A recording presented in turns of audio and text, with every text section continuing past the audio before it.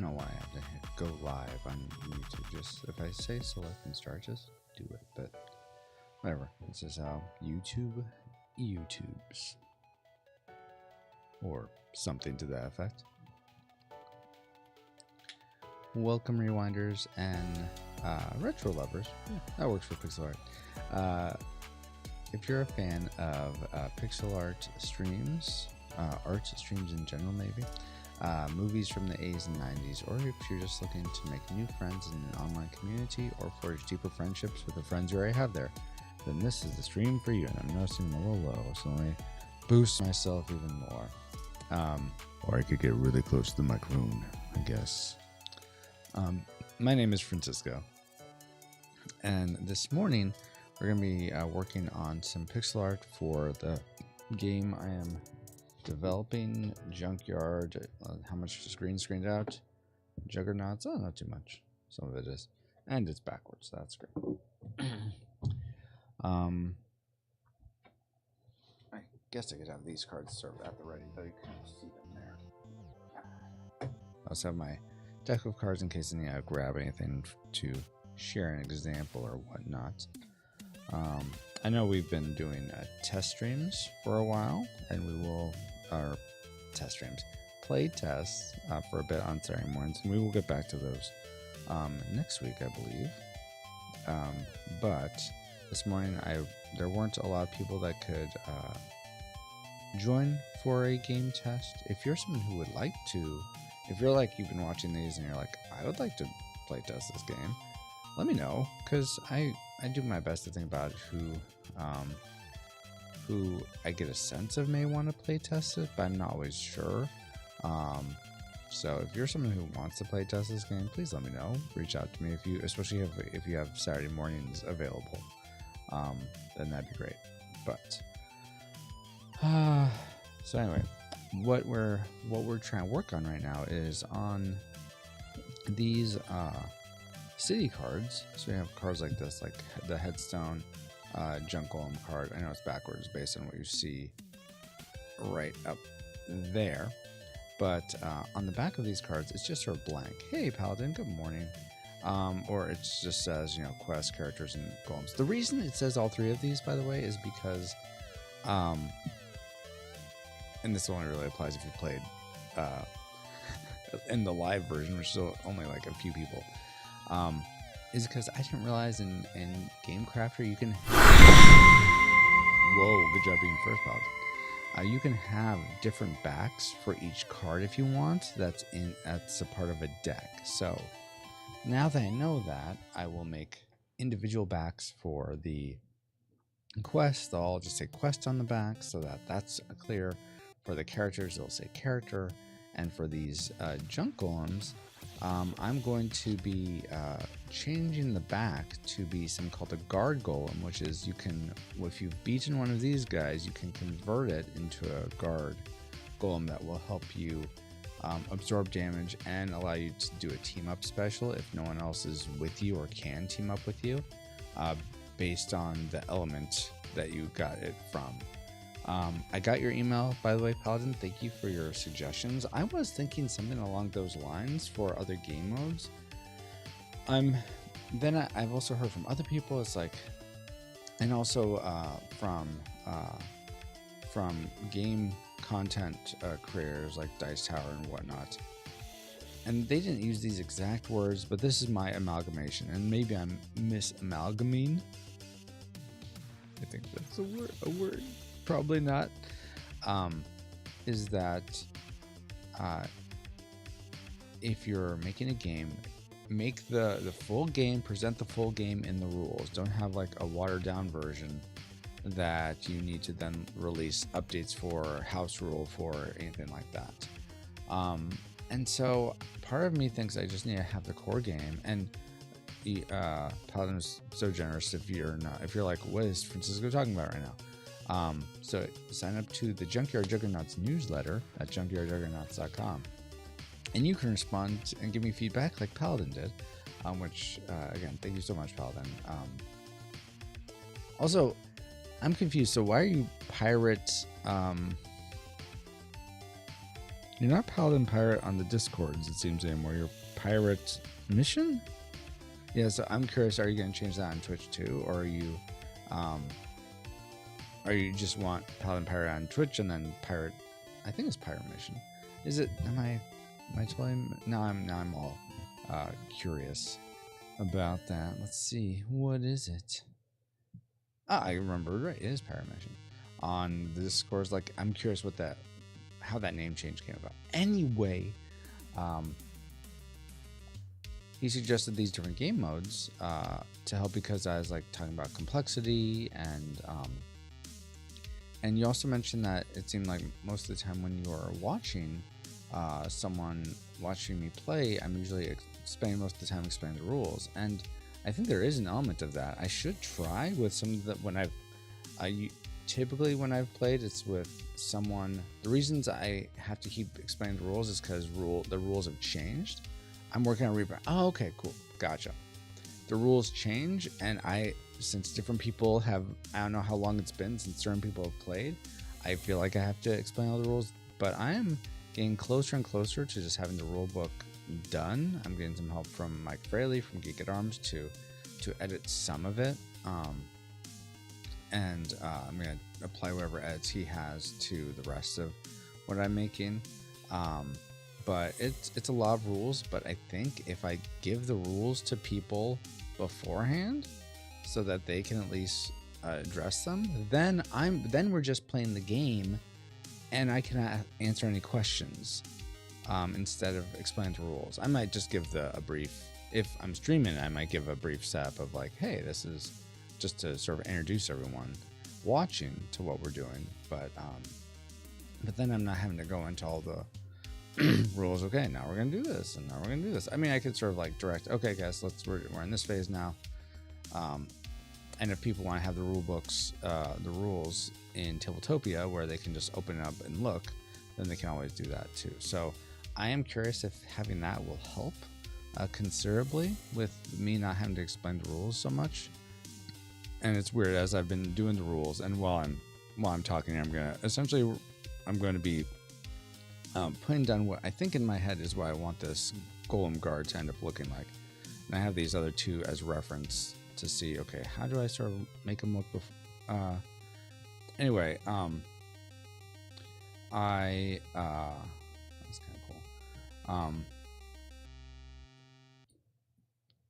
What was I going to say now? That's weird, because that's almost all exactly what I was sort of going for as a silhouette. Anyway, focus from Cisco. What was I just saying? Wow, Francisco.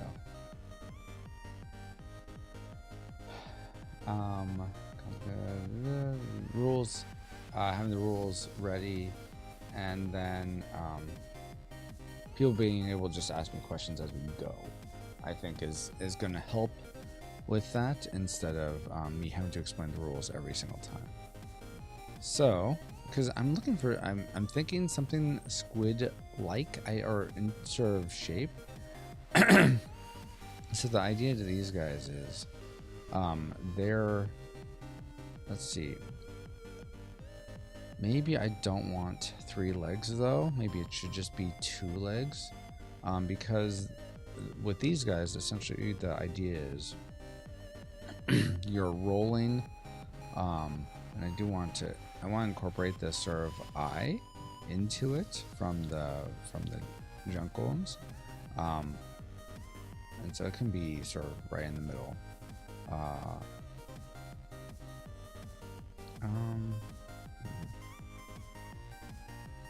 like the curve to it, but if it's machined, I don't know how curved it should be, though I do like that. I feel like it gives it more of organicness. Let me do this. Let me make a new one, new duplicate cell, and then let me make this one just straight.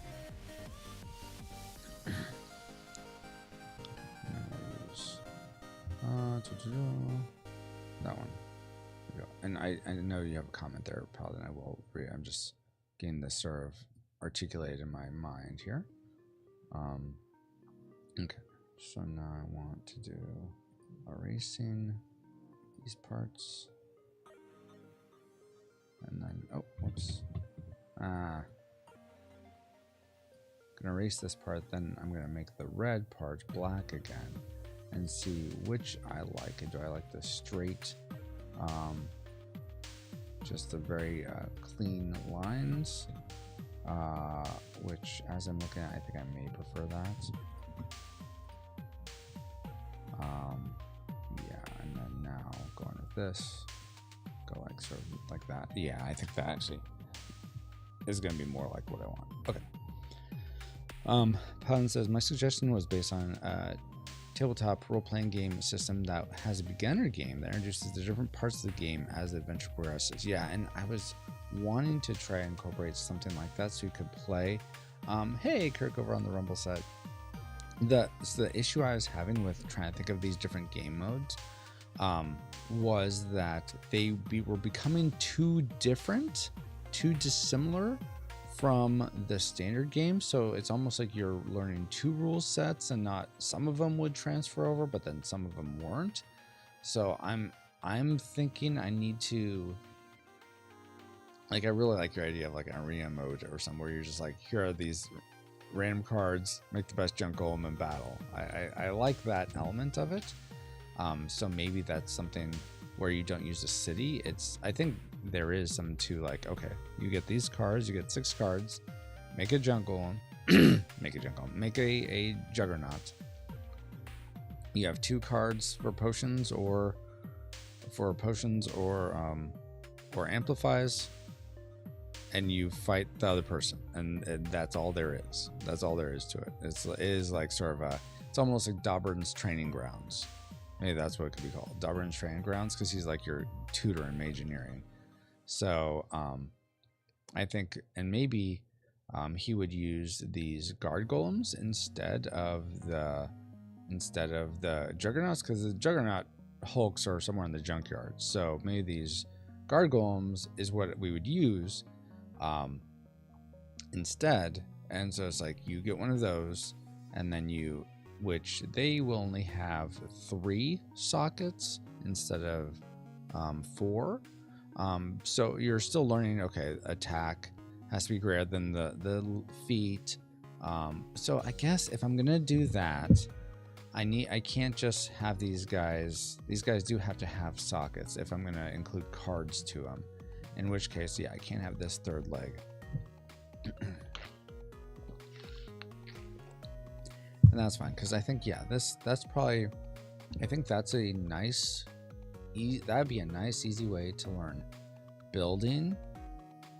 Have a good understanding of what your cards do. Sort of like learn about, okay, these different cards can do this. You could incorporate the rolling dynamic into that, and you could also and just learn basic combat in that. Yeah, I think that actually is a great idea, because nothing in that is different from the game. You're still, because that's the thing I was having trouble with before, is things were too dissimilar. I guess I was thinking, okay, you still need to do stuff on the map and things, but you don't necessarily need to do that. You could just have this head-to-head mode. And honestly, so I've been thinking about as I'm thinking about this game and like pricing it out and pricing it how I should price it out. I would like to do this as a business. I don't know if I've made that clear to you guys. Honestly, I'd love to have like one banner brand for Retro Rewind, for Junkyard Juggernauts, for any of these creative endeavors that God's allowing me to steward. I'd like just one sort of banner for it, and then I'd like to be doing that for my main job. But and that's something I go. I pray to God often about. I don't know if that's something that ever will happen. I have to realize, or have to remember, that even if it doesn't happen, this is all not wasted effort. This is, because honestly, all this is not going to survive into eternity. I mean, maybe certainly me going into eternity couldn't remember all these rules and be like, okay, now here's a Junkyard Juggernauts Heaven Edition. Oh, Paul, hey Paul, let's broadcast, you know, all the brothers and sisters, retro rewind Earth. Hey, Swade, and we do a podcast in heaven about fun things from Earth. I don't know. And we'd be like, man, tragic. Can you believe this? We thought this stuff was classic. It's all tragic compared to heaven. Anyway. So but kidding aside, the only things that are going to end up in eternity are us and our relationships with one another. Anyway, so given that, if this ever becomes something where it can be my main business, then God is still using it to transform me to be closer to him, as long as I'm being obedient to what I think he's calling me to do. And that transformation is, I think, the more important aspect of this. And it's hard. Sometimes it's hard when things aren't working right, or I don't feel like I'm at the level I should be with any of these creative enterprises. It's like, why am I wasting my time? But that's really not the point of it. If I have a eternal perspective, which is tough. I am hardly perfect at that. Driving home from Florida. Oh, cool, Kirk. Why were we in Florida? Was there some lacrosse competition or something like that? Suede says, tragic. Just wait until my next patron pick. Oh, gosh. Oh, no. Okay, so why did I go off on that diatribe? Whoa. Why did I go off on that diatribe? And if I'm going to if I'm going to use these sockets, let me go ahead and borrow one from here so I can sort of align. And actually, I should just have it be this distance apart. Excuse me. Why are you using these colors? Oh yeah, because this isn't the core card, this is the PNG. That's fine. Oh, well, okay, let me actually get the actual card art so I can actually just not copy the whole background pixels. I'm only copying the pixels I need. Electric Dreams 2, Edgar gets piped. Oh my gosh, please no.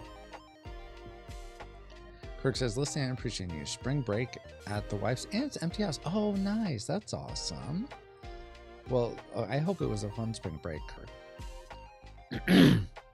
But that's very, very cool. We had our spring break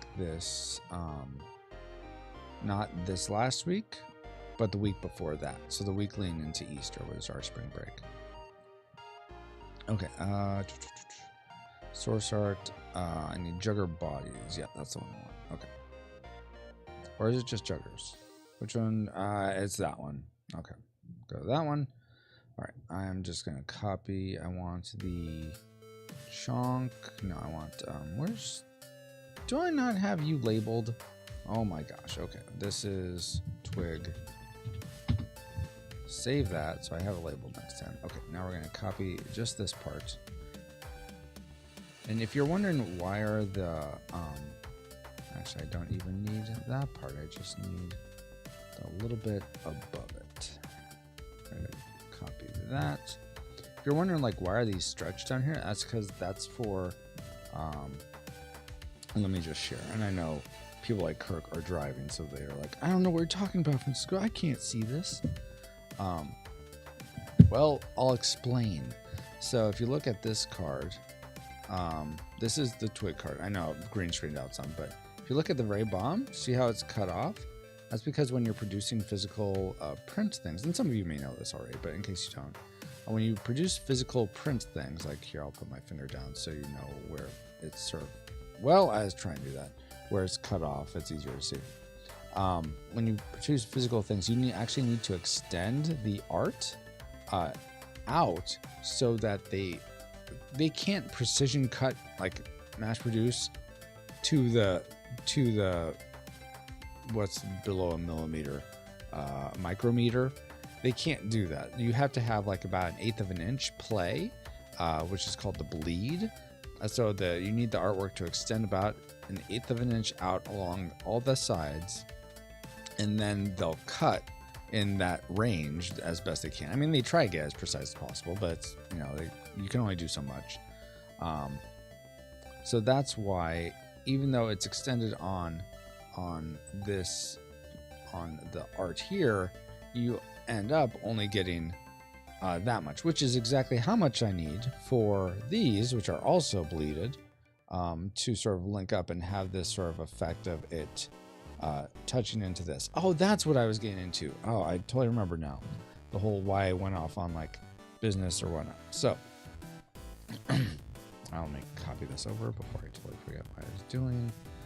Put this. Okay, I like this look. Go ahead and just paste this here though, because I'm gonna need that anyway.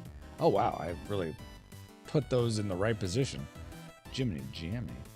Look at me go. Look at me, Mom. Are these in the right position though? Because I feel like, are these centered? No, they're not. Okay, so one of these needs to go. Let me go over one here. Or, oh wait, no, I think it's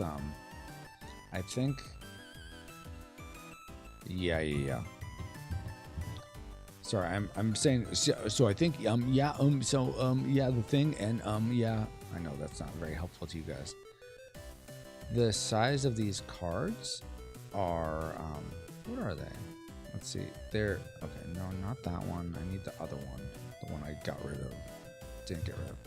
The size of these cards are I think, yeah, so there is an odd number of pixels, and you can't technically have half a pixel, and I try to do this as clean pixels. Like sometimes I'm kind of a snob with pixel art, and sometimes I don't follow my own rules, but sometimes when I see games, I can tell, and this is, most people probably cannot tell. I can tell when a board game that uses pixel art, because there's a lot of those out now, when they are just essentially here's the pixel art. Okay, now you have pasted into another pixel art, and the pixel ratios don't match. Like 1 pixel on this one I imported equates to like 2.5 pixels over here. It's like you can never align it up correctly to look right. I think this is a very popular game, so I very much want to play it, so I don't have room to talk in terms of quest. I don't have room to talk in terms of like look at what these people did and it's not very good, because they're very successful. They have great reign on BGG, but let me see if I can, and maybe this isn't the one I'm thinking of, but I think it is.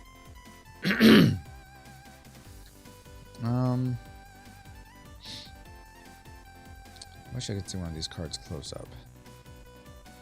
Hold on, guys. I'm looking for, and yeah, maybe this isn't it. Maybe this is fine.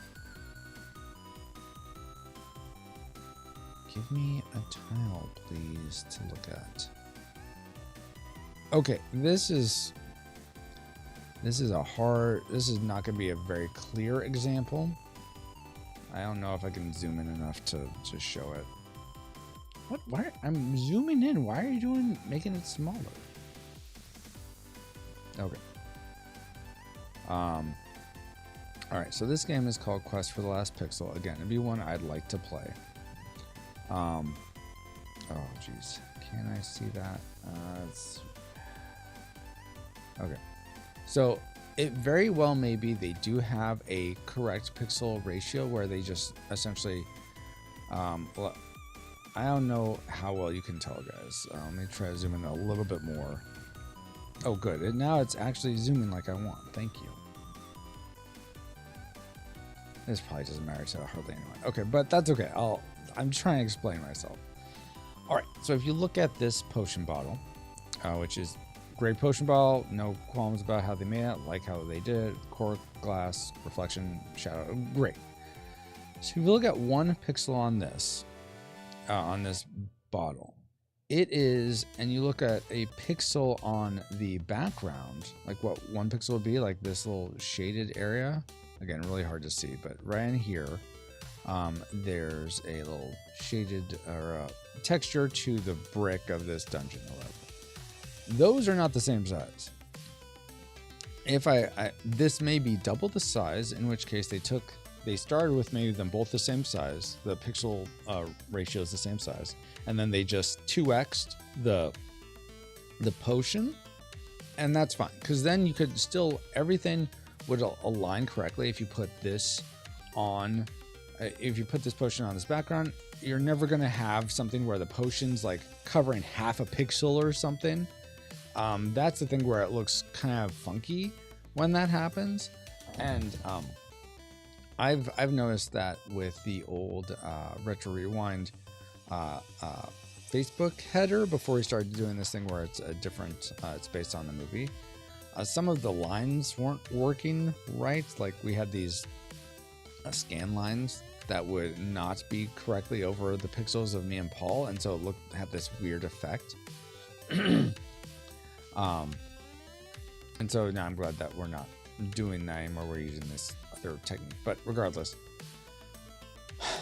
So when I see games do that, it frustrates me because I feel like you could have a little bit more polish to your pixel art. That's almost like, oh, I don't care, it's just whatever. And you can get away with stuff like that now because you're not beholden to the literal pixel of the screen, which back in CRT days wasn't technically a pixel. It was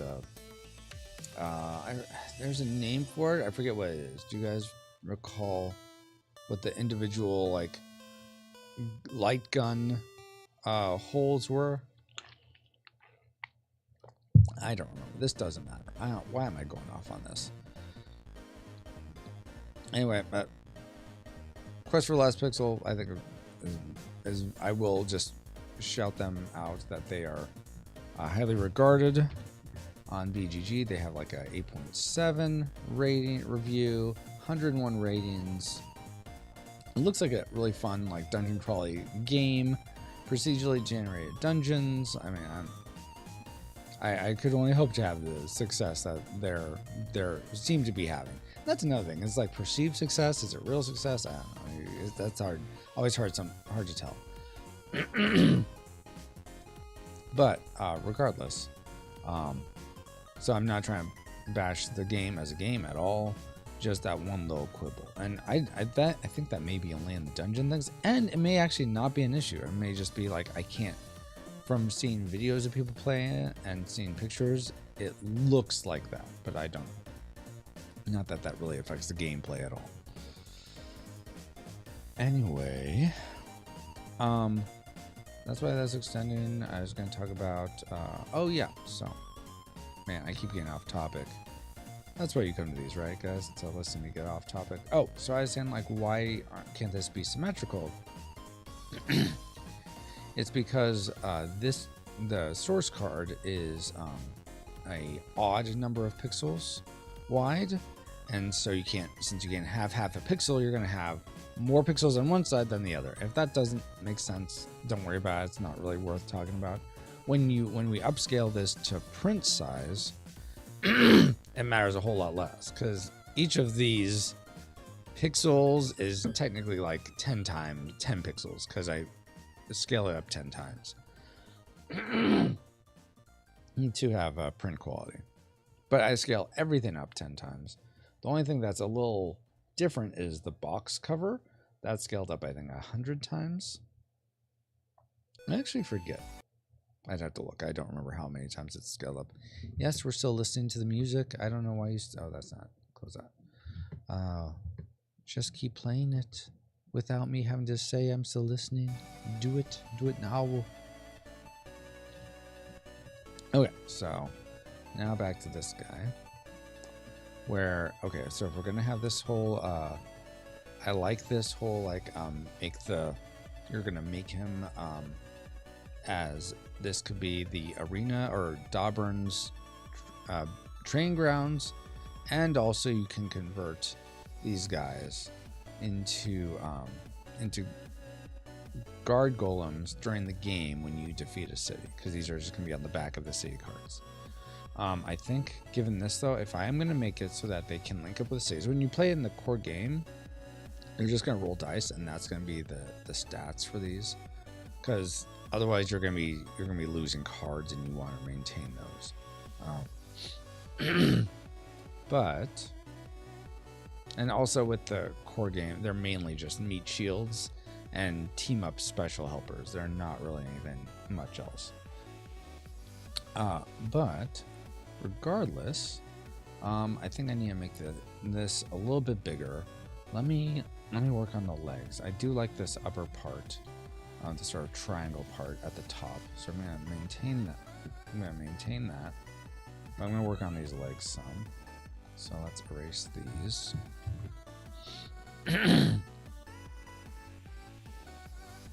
And I want to keep some of the where they join. In fact, all I need though really is the gray part, because that's the part that sort of is the same across that's the same across all the what am I trying to say? All the limb cards that these are going to link to.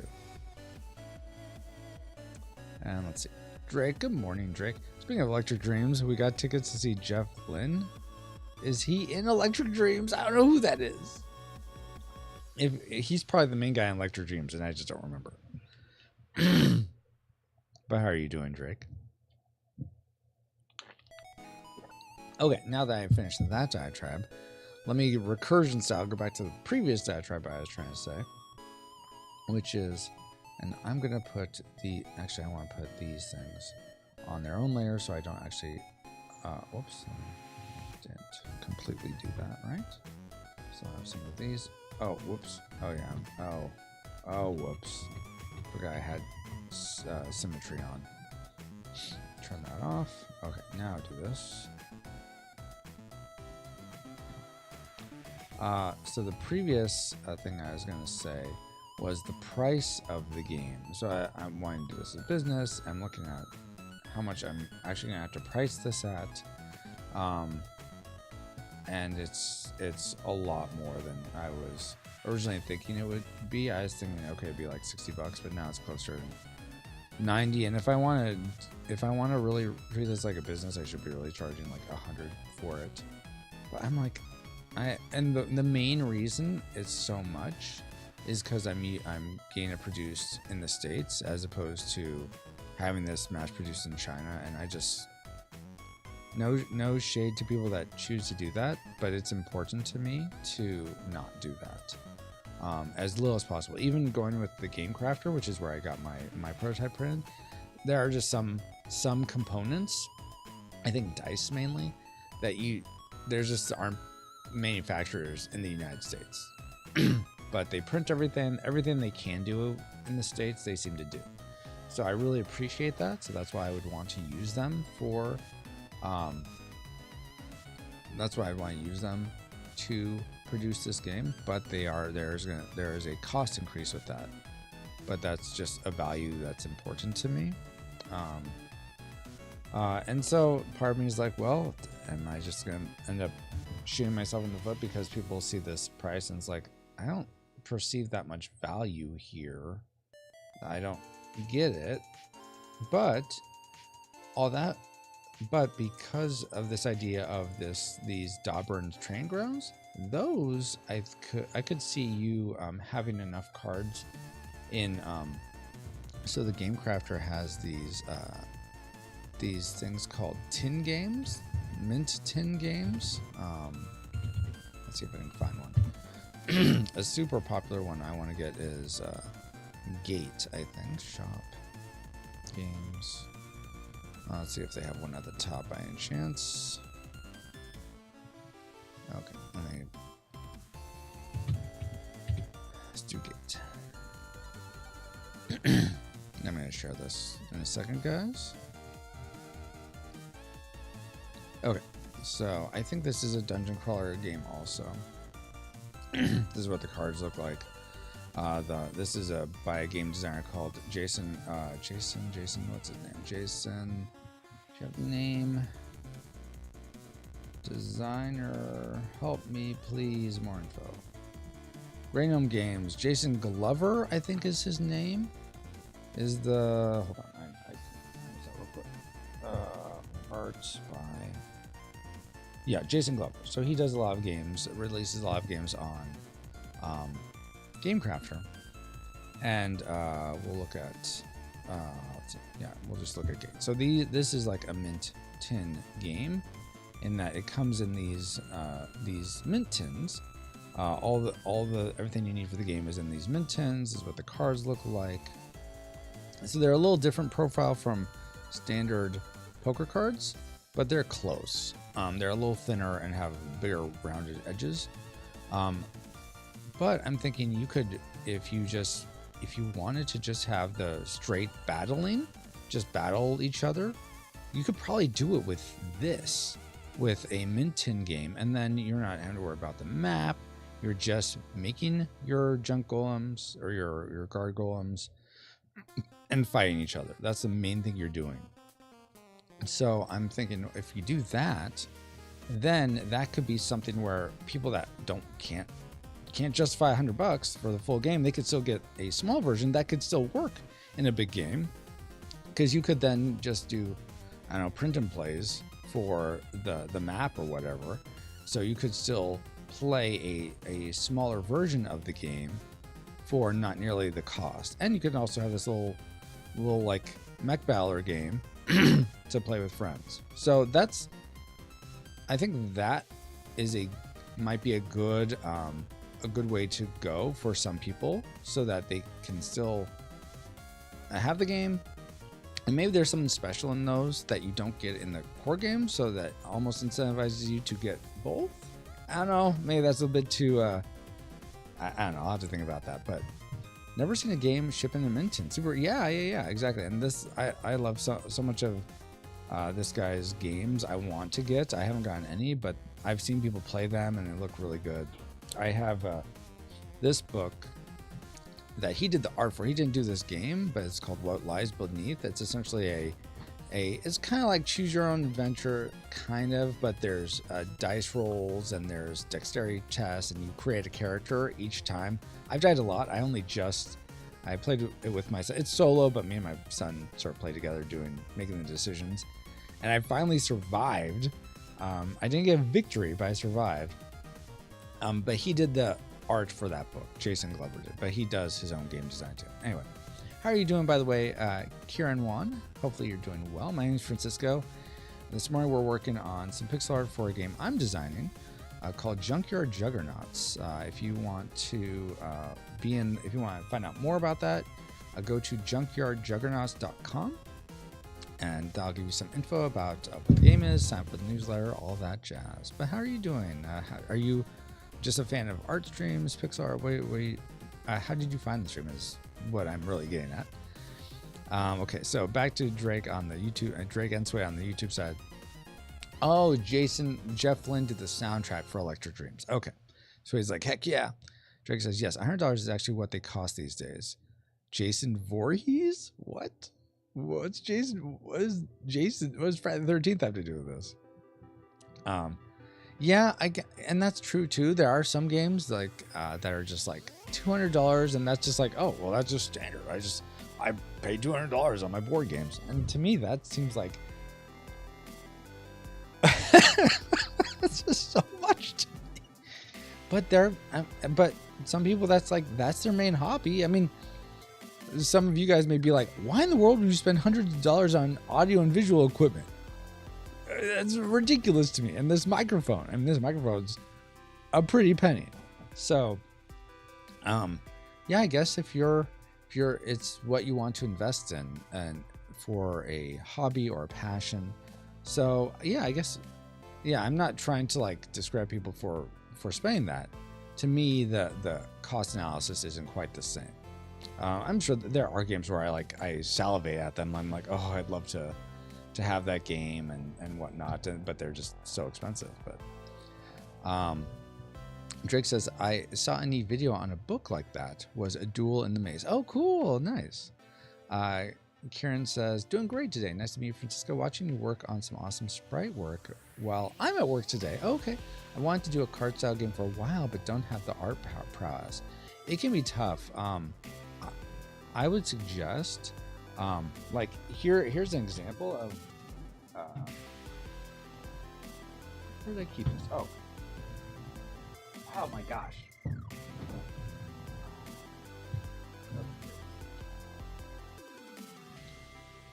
So just sometimes, Karen, I'm not trying to I'm not trying to presume you're like me.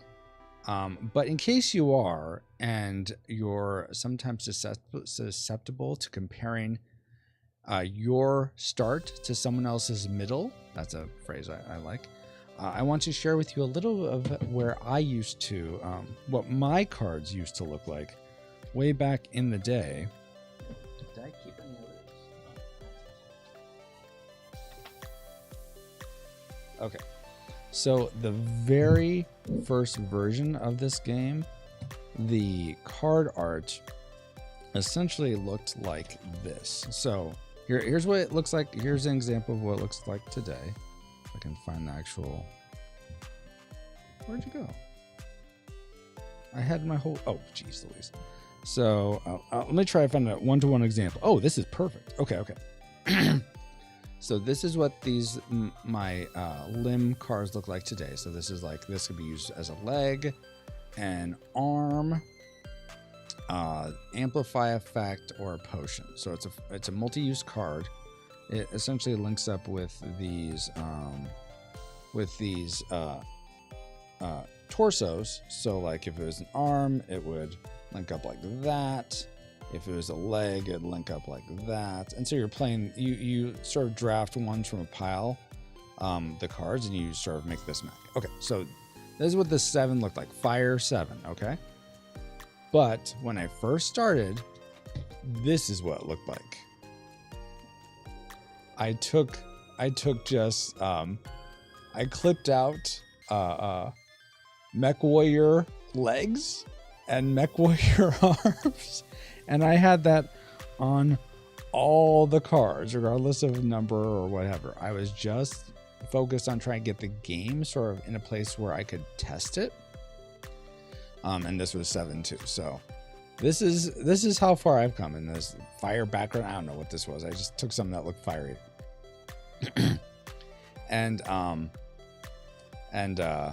yeah, and that's what the arms looked like way back when.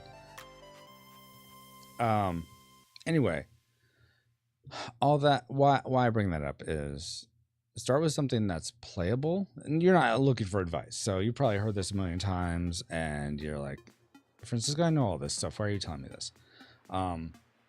In case you haven't, or in case someone else needs to hear it, is that, try to get your game to a point where you can play it and you're finding at least some elements of fun in your prototype before you go on to trying to do art or paying someone to do art, something like that.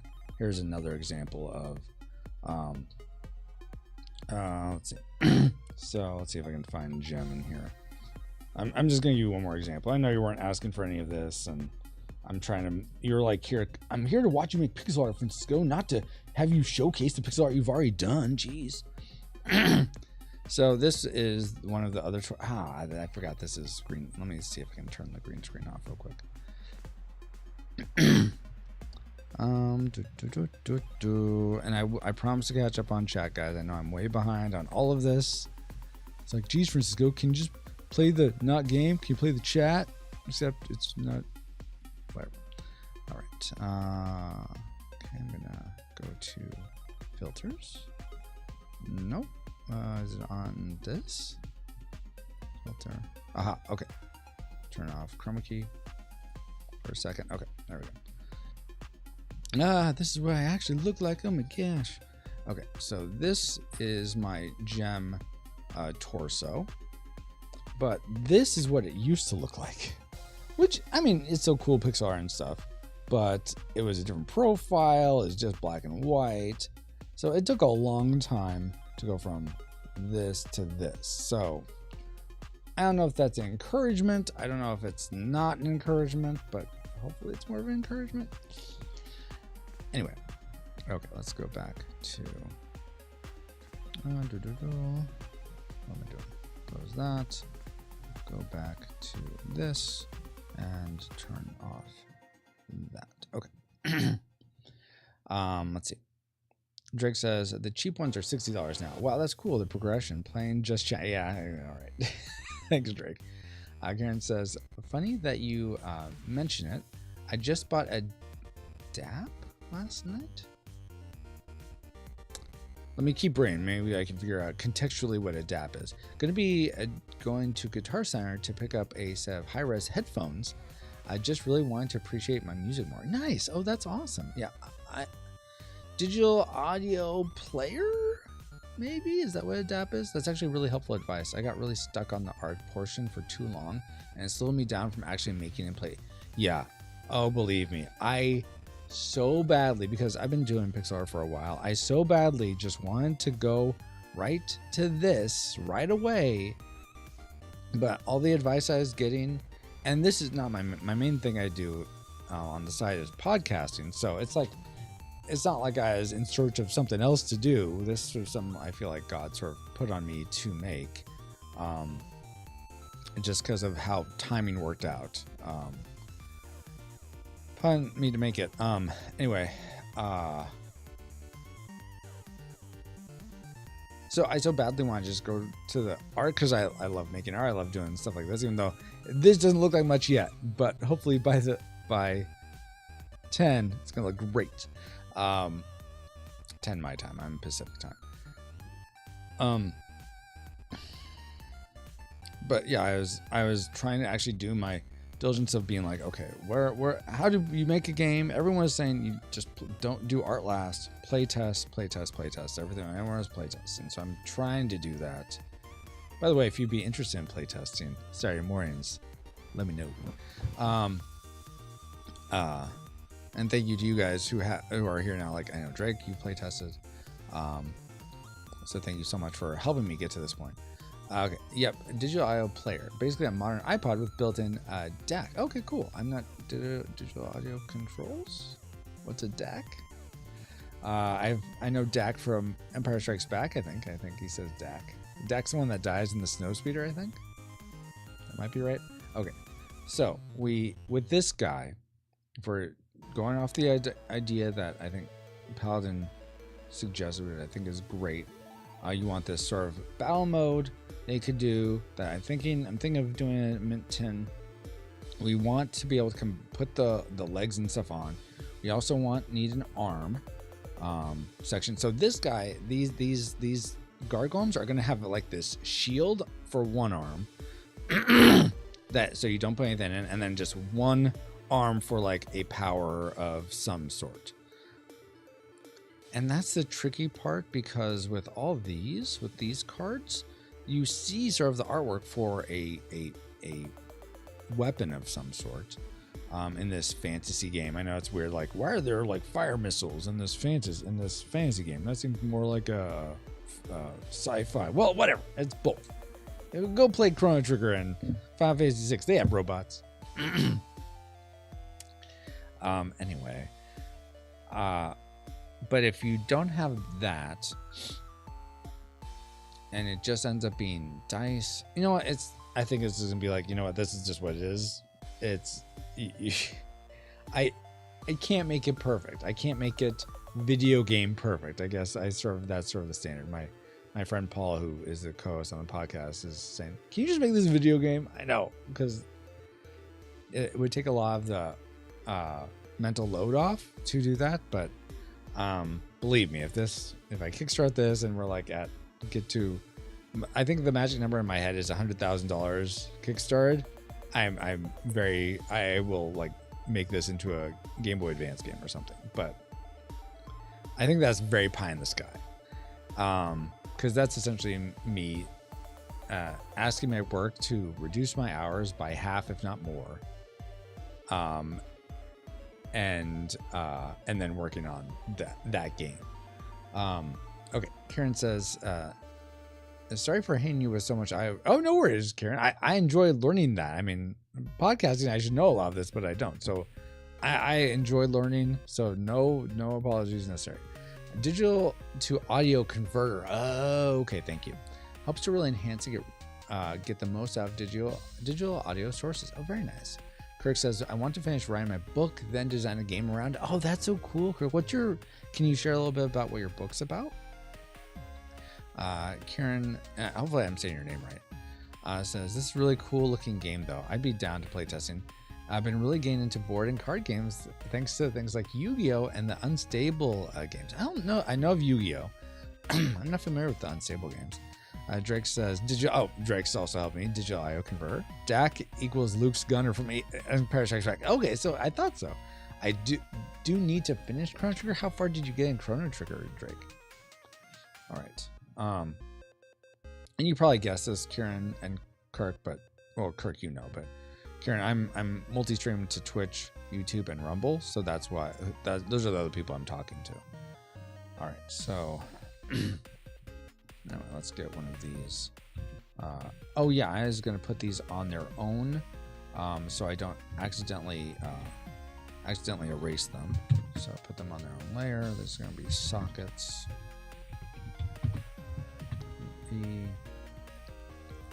And then I want to also make another one that's going to be the arm one. I'm going to rotate that. Rotate, not canvas. Rotate. We want clockwise, and it's going to be over here somewhere. Okay, so now we're going to go back to this.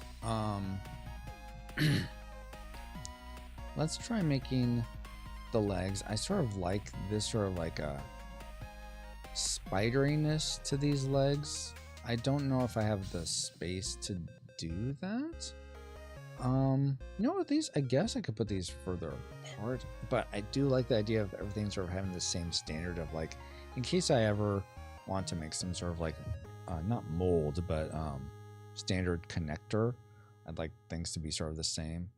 So I'm going to just leave it there for now and try to work around it. Okay, let's go back. I want to use black again, wherever that is. I'm on the right layer. Yeah, okay. And I want symmetry on again. Though, okay, so my symmetry's off a little bit. So I am gonna move the symmetry to half a pixel if I can. I think that just did it. Okay, there we go. Now my symmetry's right. So we want something like that. And then it's going to connect to a joint, go in, and then go back up. So almost like a at ST, I guess, is what I'm looking at here. Yeah, because this is sort of a walker robot that's going around. Plus you have, if I'm looking at the junk golem, you have sort of this spindly leg that sort of is thicker at the bottom. And if these guys sort of have this big shield that they get behind, so it's okay if the legs are sort of spindly, because when they shield up, they're going to be like just behind the shield. Now, do I have enough room? So if the shield is supposed to cover everything, I need the shield to be pretty big. So I don't want... I'm thinking, guys. So the shield's going to have to cover a lot of this stuff. Maybe it's a translucent shield. Oh, that might look cool. Yeah, it's like a translucent shield, so we'll be able to see the guy behind it. Ooh, okay, let's do that. But first we have to get the silhouette right. Okay, so we got this guy. We need room at the top for stats, so we can't really move that. Let's do, where are the stats? Let me look at one of these. There, I can just look at on these. Okay, so the stats are pretty much right above, but I'm not gonna need this title on these. I'm gonna need some room for text for like the ability or whatever, but these I think can be up higher, so I can justify having this be higher. Just not too high because I need room at the top for those stats then. So I think I'll just have this, go down to about there and try having some sort of unique link up here between the two. Okay.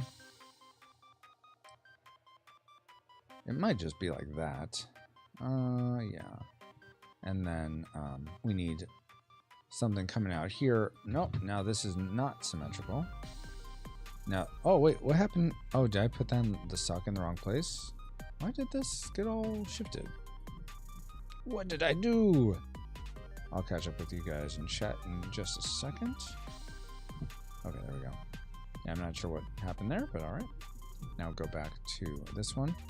And now here's where we're going to have to think of like, okay, how does this arm sort of, because I want to sort of think the arm over here somewhat, because you're like rebuilding these from the junk golems you defeat, and also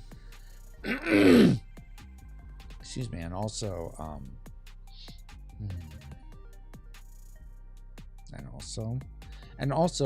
the thematically the warlord is taking these old ones that have been destroyed and using them for repurposing them for enslaving the cities. Okay. Kirk says, so my book is fantasy, young adult novel, possible series. Karen says, I gotta step away for some work stuff for a little bit, but I'll be back in a bit. Looking forward to seeing more of your work really shortly. Awesome. It is a very cliche rendition of Amalgamation, Last Airbender, Lord of the Rings, Chronicles of Narnia, Alice in Wonderland, Final Fantasy, and many other Portal fantasy / children's stories. Well, I mean, Kirk, so much of story is Ecclesiastes says there's nothing new under the sun. I think that's Ecclesiastes. Now, dang it, Francisco, I gotta check my work here. Ecclesiastes, nothing new under the sun.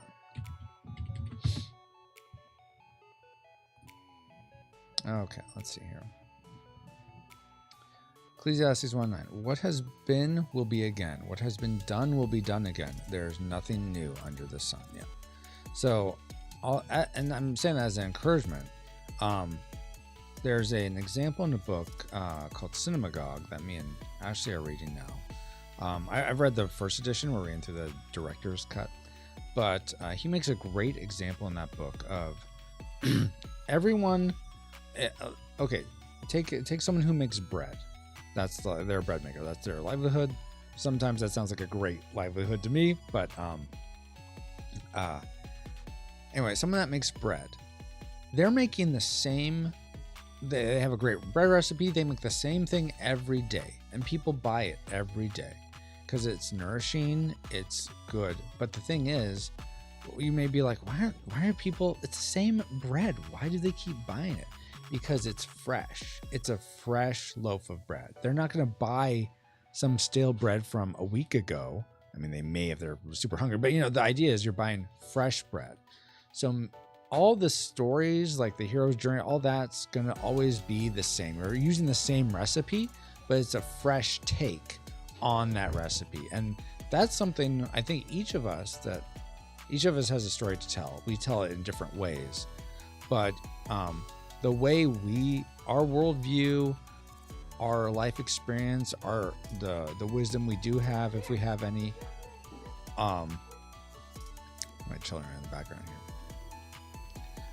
All that coalesces into a very unique perspective and story that only you can tell, Kirk, in that fresh way. So you're the only one with a Kirk recipe for the story you're going to tell. So as long as you're obviously not copying someone else's story verbatim, you're still going to have those basic elements. You're still going to have the flour. You're still going to have the hero or heroine. You're still going to have the salt, the trial they have to go through. You're still going to have the sugar, the reward that they gain at the end. You're going to have those elements, unless it's some avant-garde story, which it doesn't sound like it is. You're gonna have all those elements in there, but you're gonna make a fresh version in the way only Kirk can make it. Wisdom talk maybe with Francisco. Kirk says, my kids basically go to a foreign land and have to save the world, kind of, and it has Christian undertones as well as a fun story about my family. That's awesome. I have done a full bestiary as well as pictures and blanket story as far as Ryan. I'm only in the 3rd chapter. That's really cool, Kirk. Wow, that's awesome. Let's see. Drake says, I got maybe halfway years ago through Chrono Trigger, got stuck and never went back. Oh man, I get that. I sort of was in the same boat until we did it for the podcast.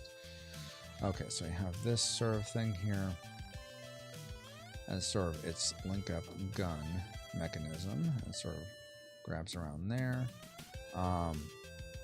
And maybe it just comes down here. Maybe it sort of like goes out and comes out from, oh, maybe this is like it becomes a gun. It comes from down here. I don't know. Oh no, actually I like the idea of it's like behind it. It's sort of like behind it. It's a gun that comes out from behind it and the shield's out in front of it. Which you don't really get in a silhouette, but if I do something like this, and then go like that, but then that's weird because the arm's sort of like coming out and then it's sort of extended out more. Yeah, I don't know if that quite works. Unless I'm going full on, it just goes back like this. It's massive and sort of goes back, and then that's where the arm is. I'm thinking about how this might, like, I'm just putting this card up to this now. I'm thinking about, okay, how's that gonna, I'm thinking about how that might be. No, I think that's a little wonky, actually. I think just probably coming straight out the side makes a bit more sense. So something like this. Yeah, just like that, I think. It's just going to come out the side, and that's just going to be what it is. Yeah, like that, I think. Kirk says, what I mean is, the lion is the king, the snake is a sleazy slime baddie, the bear is a lovable hero. I absolutely love it. It is done on purpose. That's great. It has 9 clans, 9 guardian agents, 9 elements, 9 types of animals, 9 rocks, 9 kingdoms, 4 heroes. That's awesome. 9s. That's something that Tolkien did a lot, was 9s. You had the 9 Fellowship, you had the 9 Nazgul.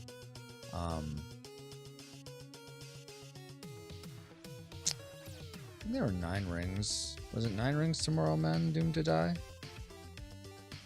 think it might have been. But that's cool though, Kirk. Let's see. Okay.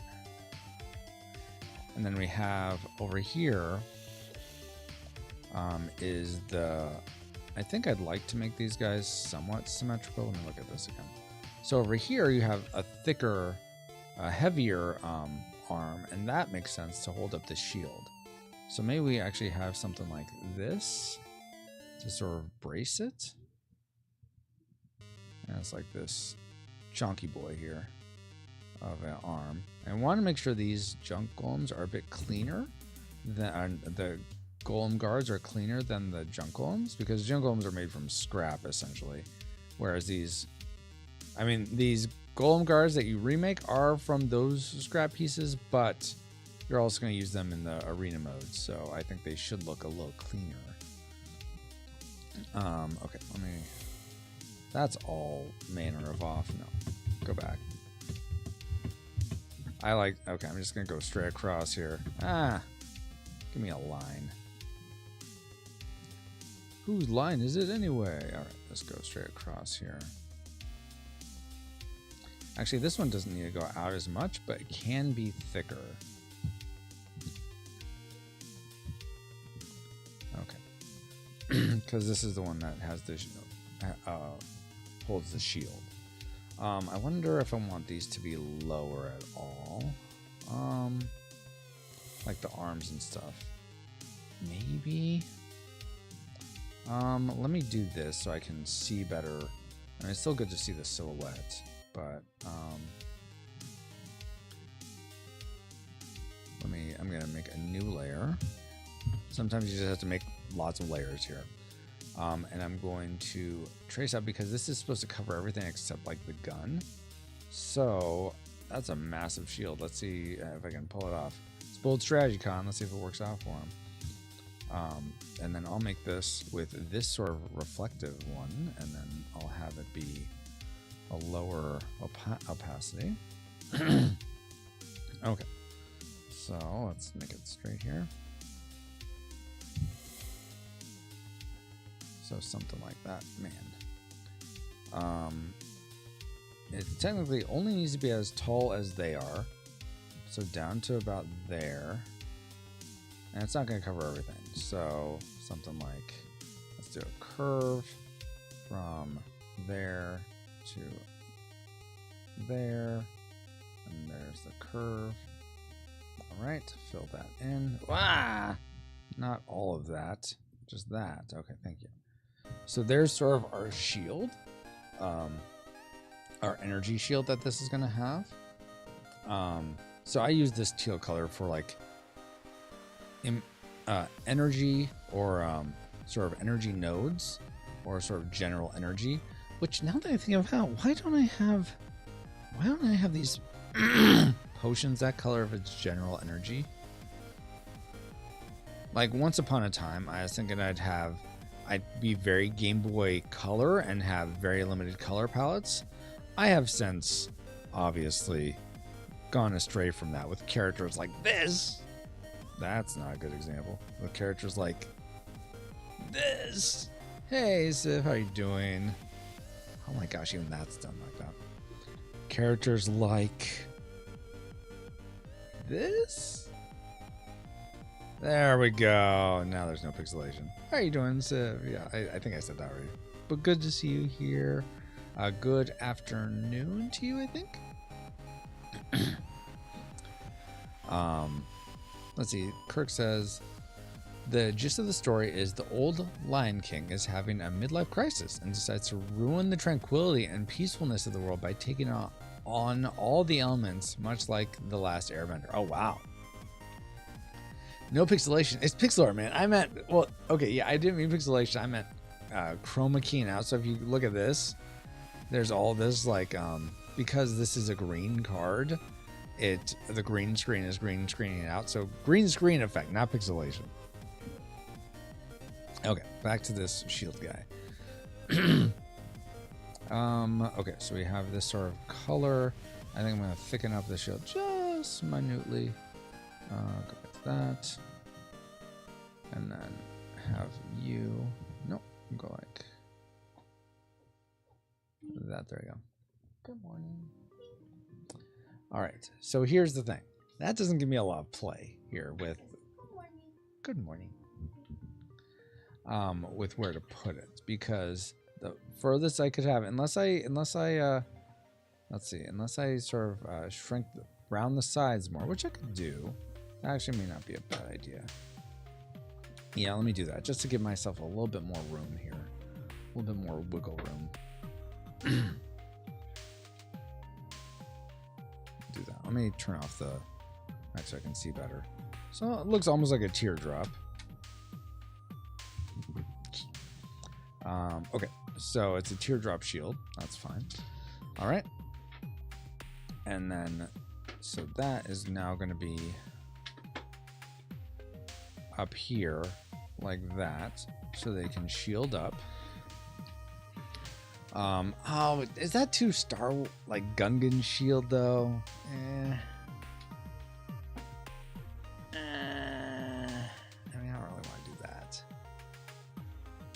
I doubt they're the only. I'm sure there are other games where you have an energy shield, so I'm not gonna worry about it. I like the idea. Plus, I can have a big shield without totally obscuring the art behind it. So we're just gonna go with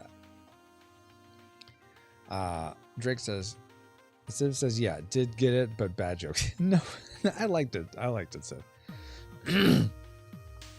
Drake says characters like this. Wait, what character? Civ says, been okay, just way too busy. Even unemployed, think it's my personality, always doing something. No, I get that. I totally get, like, there's always something that I'm wanting to do for some reason where it feels like I'm always busy. It's very hard for me to rest or Sabbath. Drake says, it's like a frog golem? Yeah, kind of like a frog golem, I guess. Yes, I guess that's the way I think about it. I'm thinking he can squat down and get small behind the shield. Kirk says, each clan is different animal with a different element that is protected by a different ancient. That is only received by having the relic. Oh, interesting. There's a big cat clan led by the lion. Obviously, there are a reptilian clan led by the Komodo dragon. Oh, nice. There's a primal clan led by the gorilla. There's a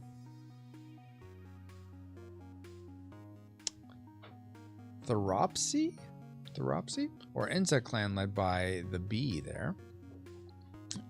There's a water clan led by the shark, a flying clan led by a queen swan,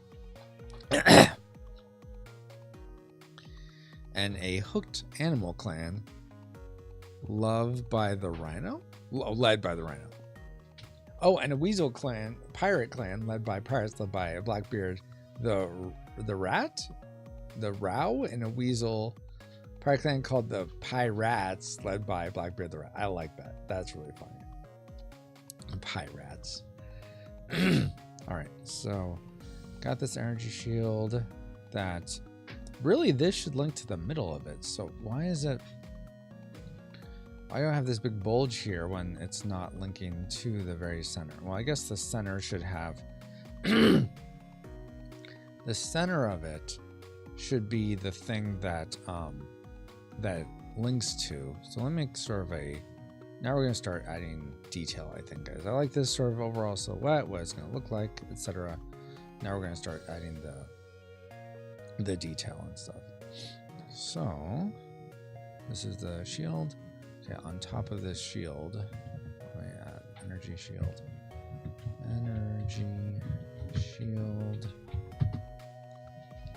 Civ says, by the way, I have to say, I have not been popping up on your channel so much because honestly, some content is just not for you. Yeah, no worries, Civ. Not something I'm interested in, but I do like you have been trying new kinds of stuff, like tabletop games are awesome to me. Awesome, yeah. Then that's what I'm trying to do, is design this game. So that's so great. What games do you like to play, Civ? But I totally understand. No apologies necessary. I get that sometimes. It's like, what is this guy doing? What is this Francisco guy doing? Who does he think he is doing that? No, but yeah, I totally get it. So no problem at all. I like having you here. I like hanging out with all of you whenever you have a chance. But there's no like, I'm not thinking, geez, why don't they come to my stream anymore? Meh. I'm not thinking that about you guys at all. I just try to be appreciative when you are here. Okay, I think I'm going to move this back to the center just so I can make symmetry with it. We're going to do, that's the energy shield. Okay, and this is going to be, what will you be? It'll be a circle. And we'll start with this. That would be about right there, I think. So that's the connection point. We'll have an inside ring, I think. And this right now, what I'm doing is just, there's no real rhyme or reason to it. It's just like what feels right. If you're like, what's Francisco's master plan? There isn't one. Sorry to disappoint. There is no master plan here. That's what I mean. Okay. Okay.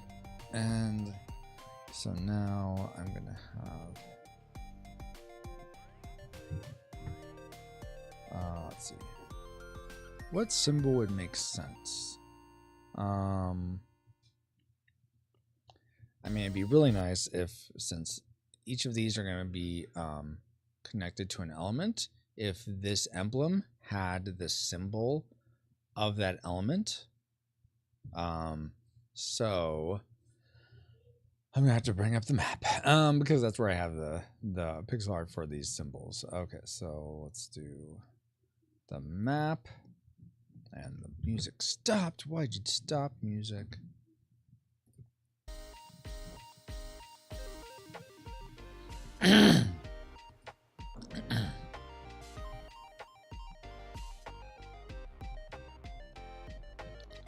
Hold on, guys. So I'm part of gonna be going to a con at the end of toward the end of April. A small game convention near me, and I'm gonna play test my game there. And there's some issues that got wonky in the spreadsheet, so I was just trying to get clarity on what happened. But I think it looks like they fixed it. So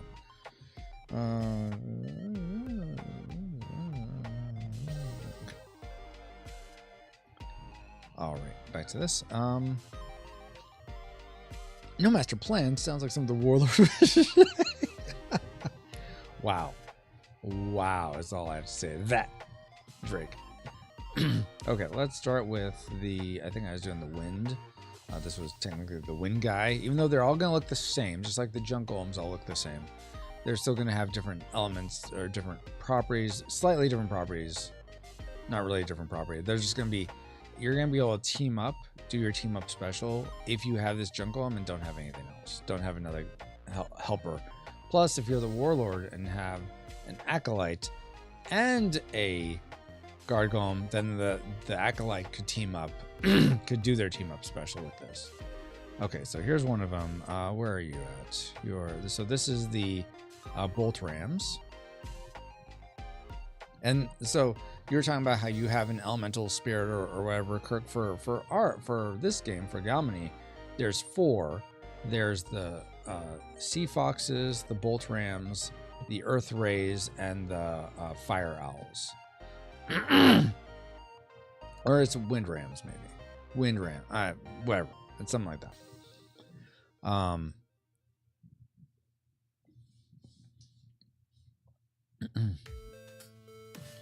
Civ says, years ago, found cool software some random guy made that you can change your recordings to sound like 8-bit. Oh, really? Tried a couple times my own songs. It actually works and it's kind of cool. That's awesome. If you can send me a link to that, Civ, that's something I want to do sometimes. So that'd be fantastic if there's an easy way to do it. Drake says, I have to read Judges today. Oh, really? What do you need to read Judges for? Just because for your own study or something else? Okay, this is in map elements? Yes, okay. Landmarks? Yeah, that's where it's at. Okay. So copy that. Now go back to this. And okay, so if I'm going to use that, I'm going to need a little bigger space to work with. This could be not mascots. I'll just say spirits. Paste that in. Wait, where did it go? Paste. Where are you? Oh, landmarks. Why are you putting landmarks way up there? Oh.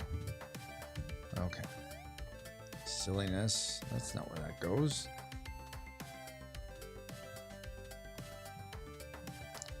Except now I don't know where that is. Let's see. T. Why are you? What the? What? What?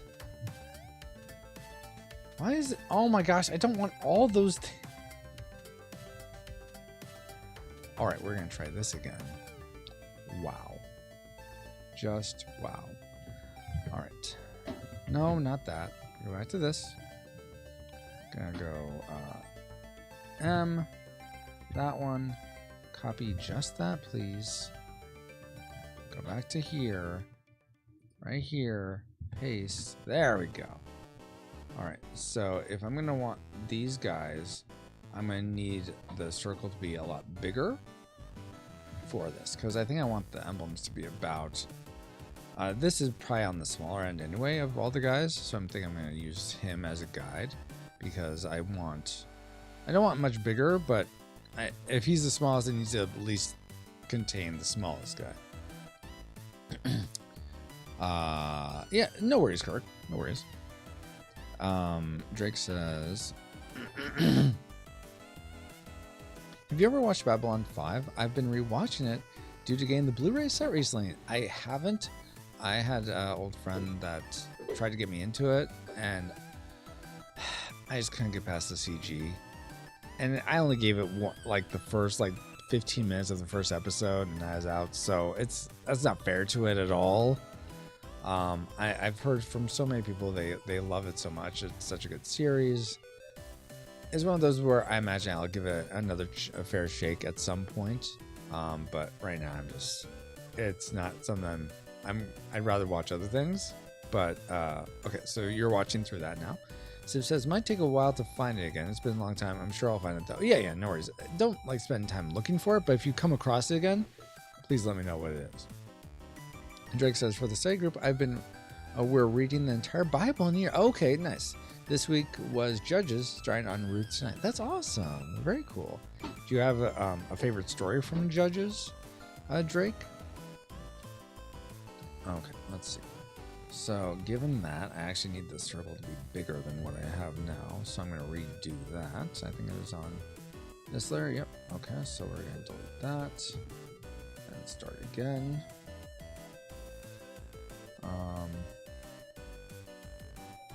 And it's not going to be these aren't going to be super detailed. It's just going to be, actually, let me use this as the middle.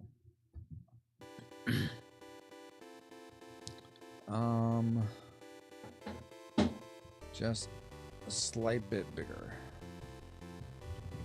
So up one more. Okay, that's the max size, I think. Fill that in, that color, and then use this as sort of a nice sort of ridge. And I want in one. There's sort of the outer ridge, just to give it some distinction. Drake says, "Oh wow, the CG is really good. I don't get why people don't like it." Okay, it's probably like me thinking the CG in what movie?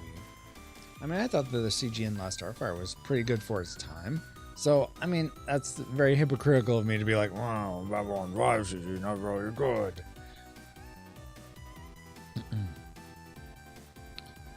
Kirk says, bears across metal, apes, primal nature, big cats, felinals, lightning. Oh, these are the elements they're connected to? Insects, thoraxy time. Weasels, parasites, ice. Winged avians, air. Water hydrates water. Reptilian, amphibian, reptilian, fire. Hoofed ungulates, earth. That's okay. So those are the sort of the magics or elements connected to all those. That's very cool. Wow, it takes a lot of thought, Kirk, to put something like that together. I feel like. Okay, and then this guy is going to be highlighted like this. Oh, let's try continuous. And the reason he's light, maybe I'm going to reverse that and make it this color, and then the socket thing is going to be the lighter color. There we go. I like that. And then I'm going to erase, so I'm going to select this inner part of this circle. Oops. Just the inner part, please. And then select the outer part, and then delete from the spirit guy the things on the outside, so it's just contained on the inside. All right, so that's sort of the emblem for the dude, and then let's have a little bit on the outside of it, sort of the energy around it, so like that.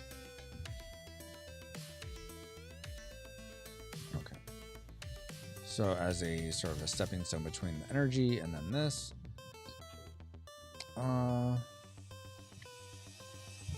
Actually, let me do this instead. As a stepping stone. That's might be a bit too much. Maybe if I make the shield darker, let me try that.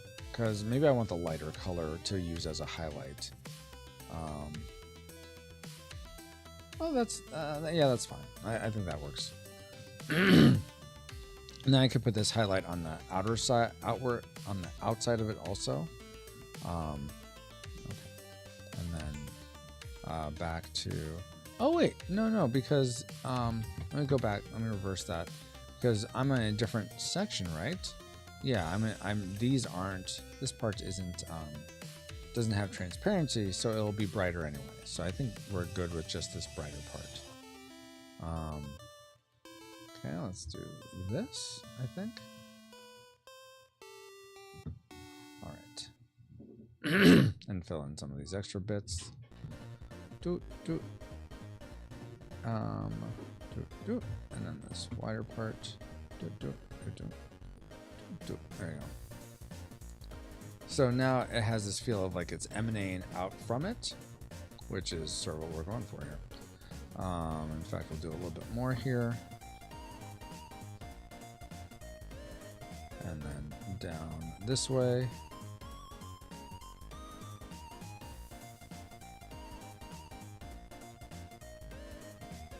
All right, there we go. Too much deletion. There we go. And then that.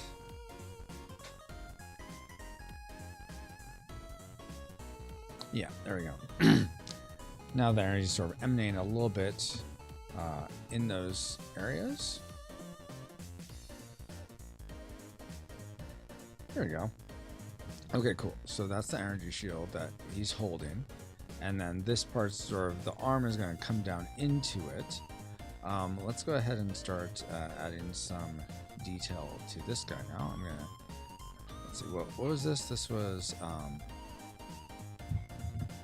we'll say spirit connector. I don't know what to call this.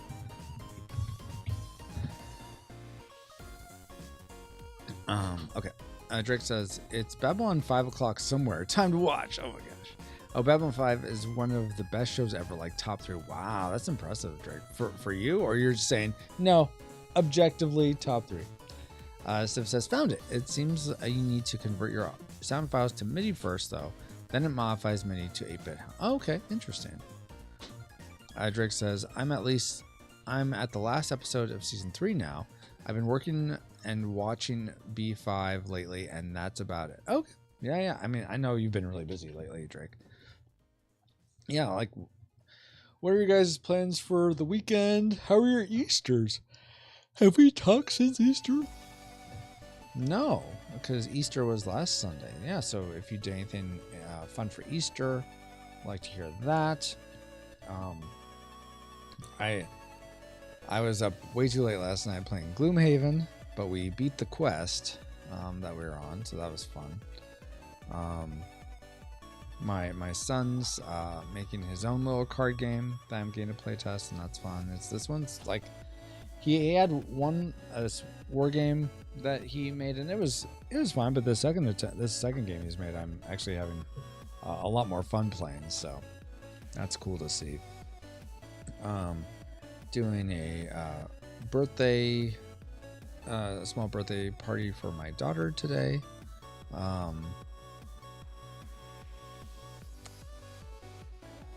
Community group tomorrow. I'm trying to think what else.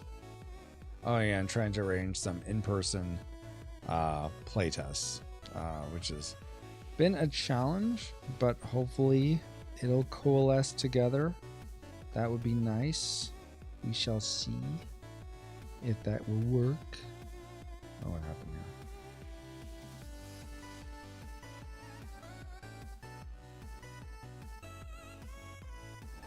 here? Okay. I wasn't sure what that was. But now I know. And knowing's half the battle. G.I. Joe.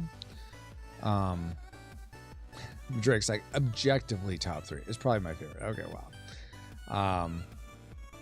Civ says, send you links on Discord, even 1 mil album, normal version versus 8-bit. It's quite fun. Oh, very cool. Thank you, Civ. And of course, link to the software itself. I mean, that would be probably the most helpful of that bunch. Thank you. Drake says, I was up way too late playing Monster Hunter and watching Babylon 5. Oh, fun. Okay, so you're in the same boat as me. All right. So I'm gonna, let's see, Spirit. Oh, well, let's call it Spirit Emblem.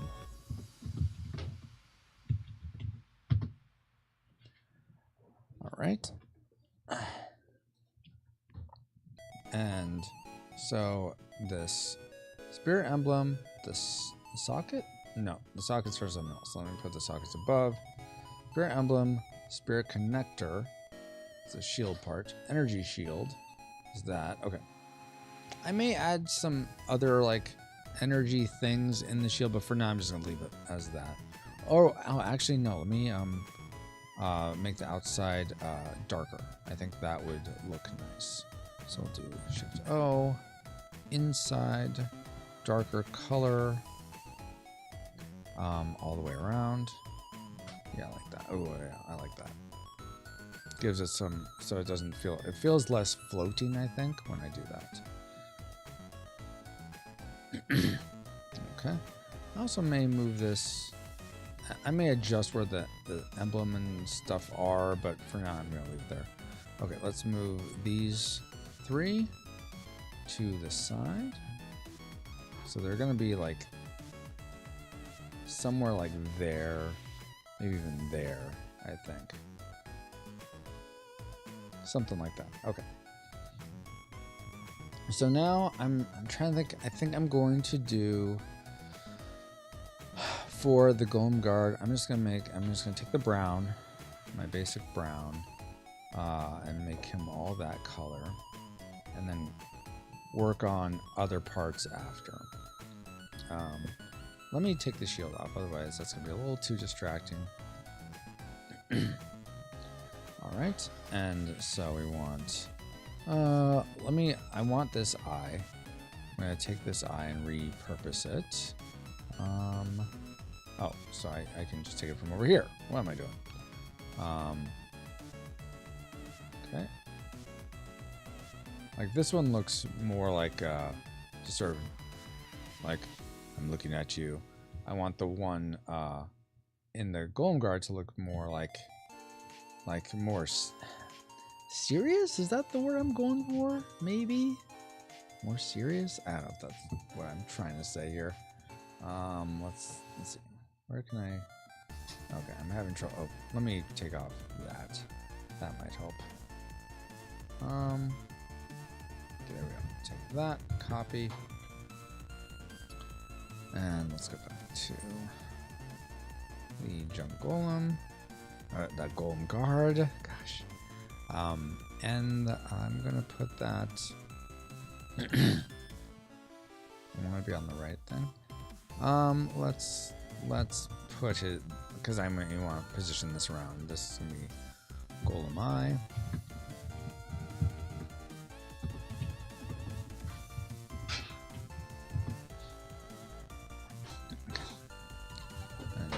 That's not what I wanted. What are you doing here?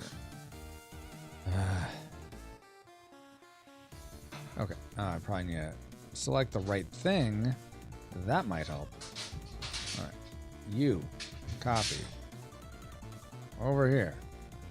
Paste it right there. Do it. Thank you. Civ says, my mind wandered to think, what's the difference between software and program? Google, a program can be a single line of code, but software can't. Oh, okay. So what? Never mind. I mean, that's fair. Yeah, I guess a program could be a single line, but software has to be a collection. I mean, I don't know why that can be considered software. If the one line runs something, that's what software is doing. It's running a command. It's doing some mathematical equation for you, essentially. I'll be right back, guys. I need to get some water. Or, yeah, some water. Go to the bathroom. I'll be right back, though. Let me double check that. This is so not going to just leave you not playing. Huh? Okay, I don't know what's going on there. All right, let me pause and then play, and hopefully that keeps it going now. It's going? Yes, okay. I'll be right back.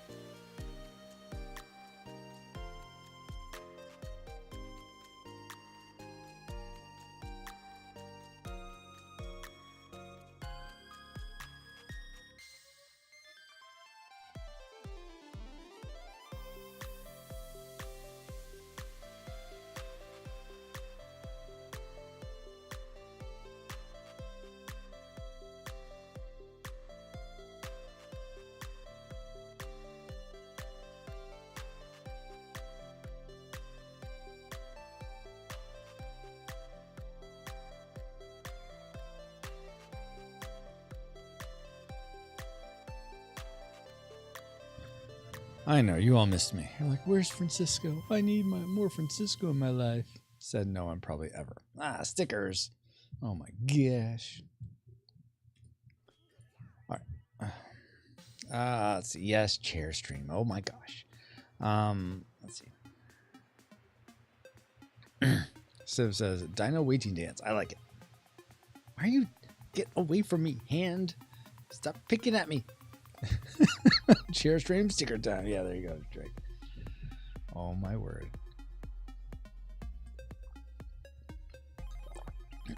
All right. So I have this eye. Want to make it more.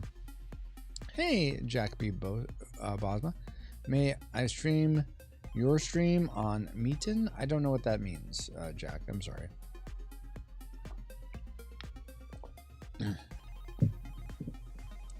Can you help me understand that?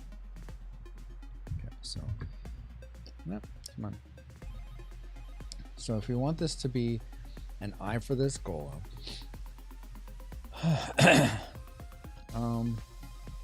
you know what? I'm gonna work on.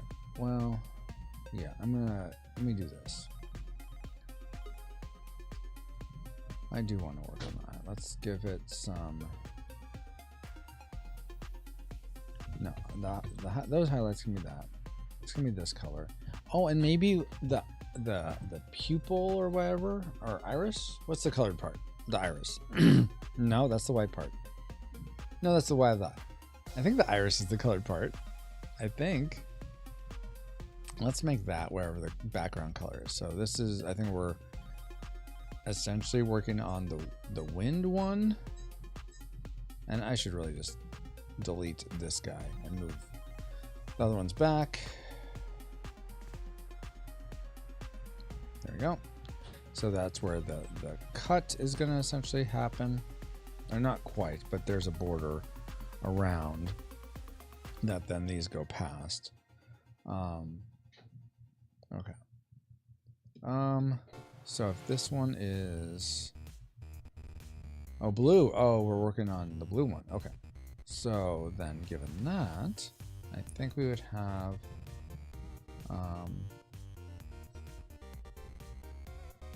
be something. I'm just trying this, guys. I don't think I'm gonna necessarily keep to this.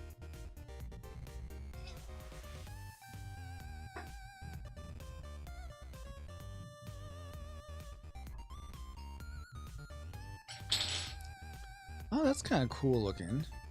I don't know. I mean, I guess it's not human, so it doesn't have to have the irises. Okay, so now I know. Thank you, D. Tungsten. The white part is this. Oh, sclera. Sclera? Sclera? Okay. I don't know lots of things. Wow. Yeah, big vote of confidence. I actually kind of like how that looks. Okay, so we'll leave it like that for now. And make the rest of this. Let's do this. What's weird is right now I feel like I'm doing extra detail that I don't know if it's the right time to do it. Oh, let me actually move that up in this sort of space also. So it's looking more directly up. Or directly at the person playing, as opposed to down, like, oh man, I'm being controlled. And it's sort of just a slight difference. It's like, I'm on point. I'm ready to guard. No, I think I like that. What color is that? Okay, that is that color. I got that. And I'm just going to clean up the area around a little bit. Dang it. Always doing erasers too big. Make that eraser smaller. There we go. Dang it. I did that on the sockets part. That doesn't help. Okay. Copy that. This is going to be in the eye. There we go. Okay. Now I want to clean up the eye some. Let's get rid of all this extra part that I may or may not keep or add back in later. All right. There we go. I like that. And then we're gonna add some highlight. Like I said, I'm doing some of this I shouldn't be working on right now. I'm like a little premature to be working on this stuff, but sue me. Okay, Francisco, we will sue you.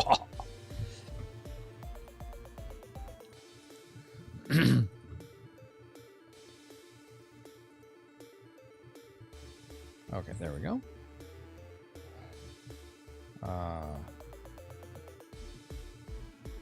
Some of this is a little funky. I'm like, why are all these extra bits? All right, that's a very clean looking eye, I want to say.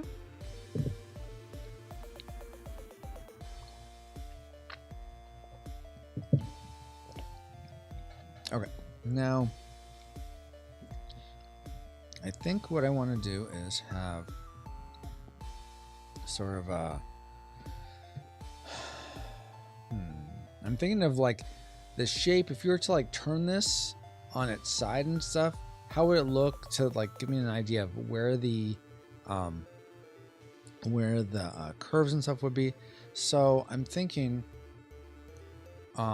if this guy's made for defense, if incoming hits come at him, you'd want them to have a high chance of glancing off. So you don't want to be flat. I think he's actually going to have like almost like, if you're looking top down, he's going to look like triangle down, so that if it hits him, it can glance off the sides. So I think I'm going to do something like that. So I guess given that, I'm going to do this. And you're like, you're going to do what, Francisco? I'm not seeing you do anything. Oh, you just wait. You just wait, good listener. And then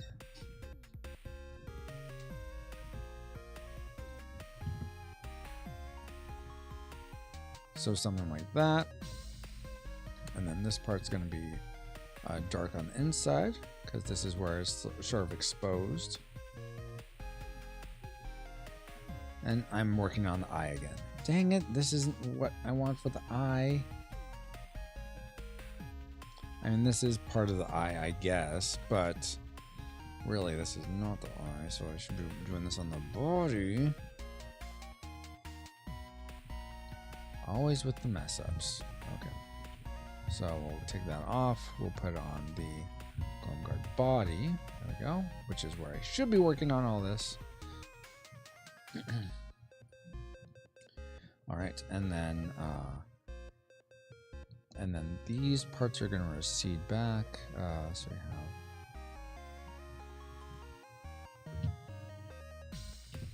this part sort of like this, I want to say.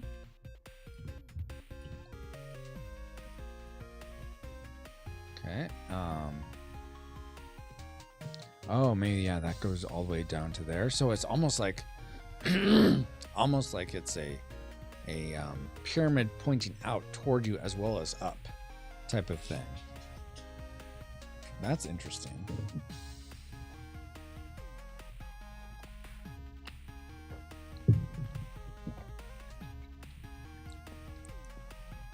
Okay, yeah, let me do something like that.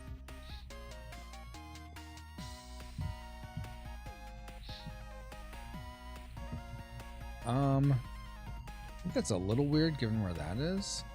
Like, really, if I'm doing this, it should go all the way up to there.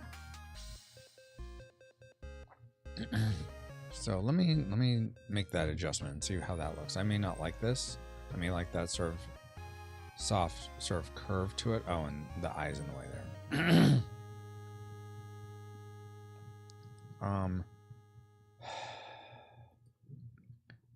Why you gotta be? I gotta be like that eye.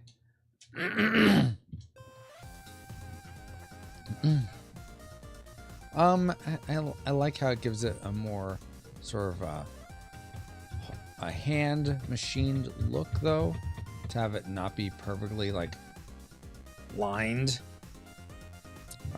So yeah, we'll go with that for now.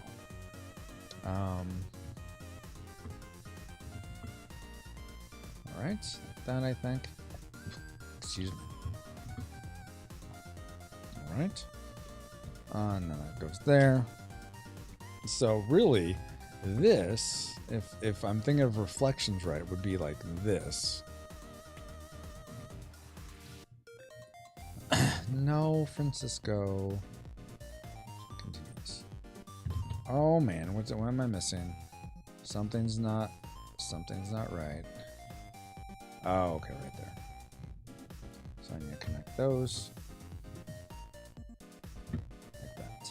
Alright, now I can fill this in without going everywhere. There you go. And then, okay, so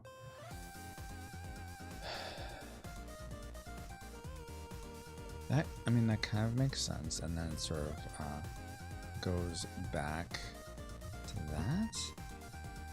As I'm doing this, I'm thinking in my head, okay, how is it gonna, what makes the most sense for what the colors would do as light hits this metallic-esque thing? It might, I don't think it'd do quite that. I think it'd be more akin to this.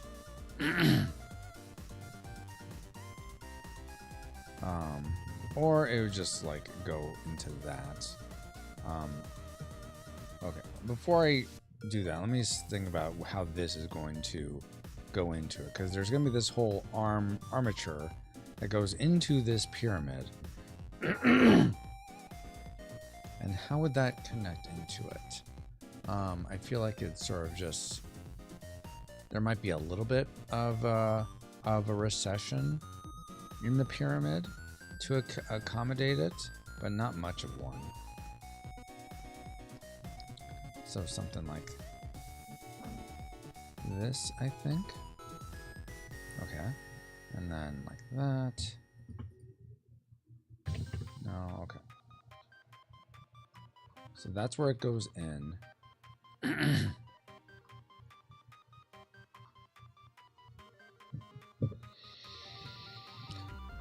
I'm like, I keep zooming in, zooming out, zooming in, zooming out, zooming in, zooming out. That's a lot of, I don't know if any of you ever tried pixel art.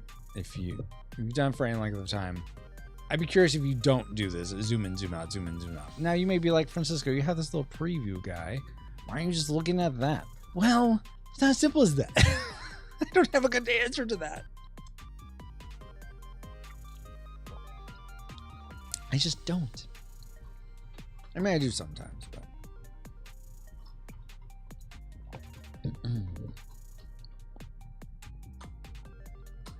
Okay, that goes in there. I think what's bothering me about this is it's very, very just flat. So maybe if I add some like venting to it, I think that might be kind of interesting. So let's do that.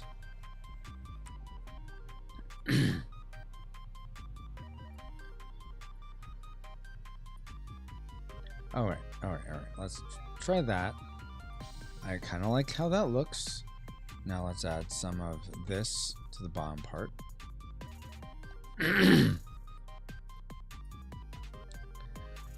That's interesting. But is that what? I mean, that's part of just how the pyramid is going to be. It's not. It's a machine. It's not a perfect like alien race. Composite material, perfectly meticulously made. It's gonna have like, I think I'd like to err closer to steampunk than I would sci-fi, if that makes sense. Here's a question: do you consider steampunk sci-fi? I think there's overlap, but I don't think I'd consider it sci-fi. D-Tungsten, I know you read. There's that one author you and Baron support. Wait, is that J. Alvarez? Or is it someone else? Or am I getting his name totally wrong? But that does steampunk novels.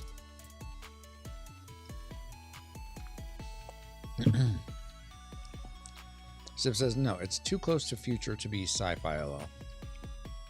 It's steampunk is too close to the future? I thought steampunk is in the past. Like almost like Western sci-fi is steampunk, but then you could say, well, Firefly is Western sci-fi. Yeah, that's different. Okay, let me, you know what? I'm gonna make this go out a bit more here, just to the edge. So there's a slight curve to this.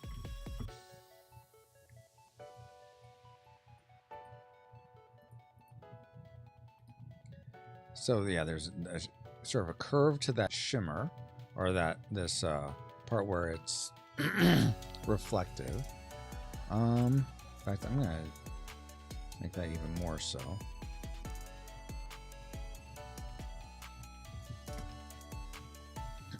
So it almost like goes like a swoop like this, as opposed to just straight. Excuse me. Drake says, I like steampunk. I consider it sci-fi. Oh, okay. Civ says, okay, depends what you mean by it. Once even dated a girl who dressed like that a lot. Oh, okay. It's also pretty huge in cosplay, among other things right now. Yeah, absolutely. Drake says, sci-fi fantasy. Steampunk is like alternate history sci-fi. I'll allow it. I'll allow it. And I am the arbiter of what's allowed or not. So you're lucky. You're lucky you caught me on a good day, D Tungsten. Or Drake. Dang it, you're Drake. Have I been calling you D Tungsten this whole time? But it says Drake right there. Silly me. All right. So now what do I want to do? Let's see how this transposes on the other side before I make any other decisions. So this part is going to be darkest, but so that I have symmetry, because I want symmetry here, I'm going to turn you on. Oh, really? How did my symmetry get off here? I'm a little confused. So my eye's not in the center, but everything else is in the center?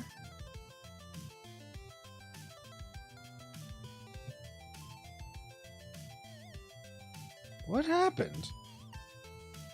Okay, so this bottom part's in the center, but this top part's not in the center. Okay, so we got some splaining to do here. No, not really, but got some adjusting to do. Okay, let's fix this top part so that it's centered like it should be. I don't want symmetry right now. I want all of this. This part. This is the part that I need to move over one. Ah! Well, not part of... Actually, that's fine, because that's on a different layer. So, never mind. That's fine. Okay, so move all this over one, maybe? 1, 1, 2, 1, 2, 3. Oh, so this part's the part that's not symmetrical. How did that happen, though?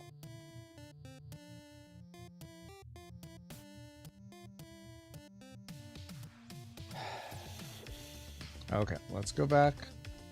I'm glad I'm seeing this now. Let's reset symmetry. Okay, that's even. Because the overall size is odd. That's why. Okay. And so in this, we have 1 pixel going up the middle. Okay, so that's why this is even, because one pixel is split right there. That's why. But up here, I have 2 pixels. Okay, so to account for that, we need to have essentially cut half of this off. So we'll do that. Okay. So go like this, right there, and go in 1. All right, now we're centered. Okay, but how does this change what this eye looks like? I think it's a little different now, because we're going to have this go like that. And then, yeah, it's going to have just right there. It's going to be like that.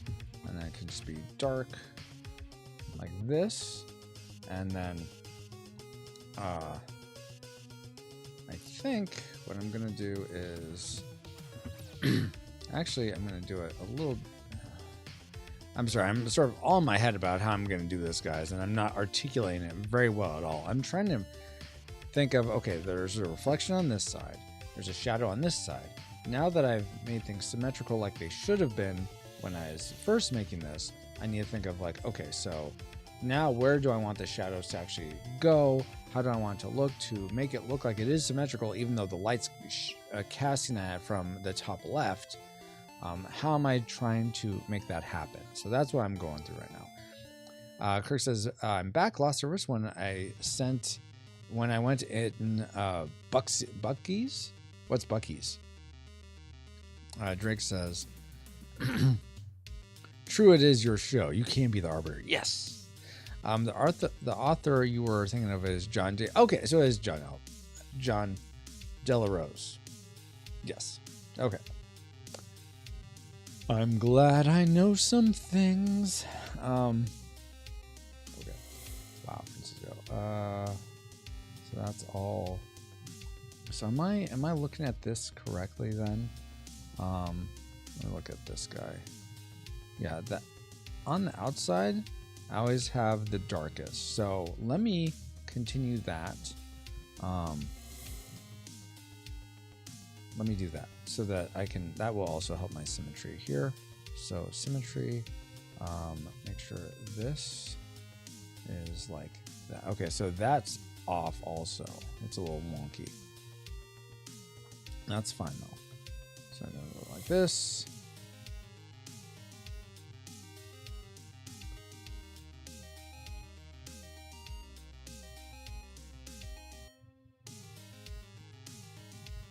Just some little bits of joining machinery right there. Only the greatest gas station in the U.S. Oh, really? Okay, we don't have them out here, so I didn't know that. What makes them so great, Kirk? And then also do this on the legs.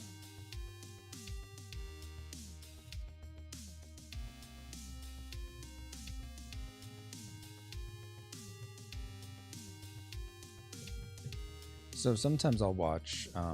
One of the ways I learned how to make these these golems and these mechs like I did is I watched this one guy that did illustration with like a Wacom tablet or something.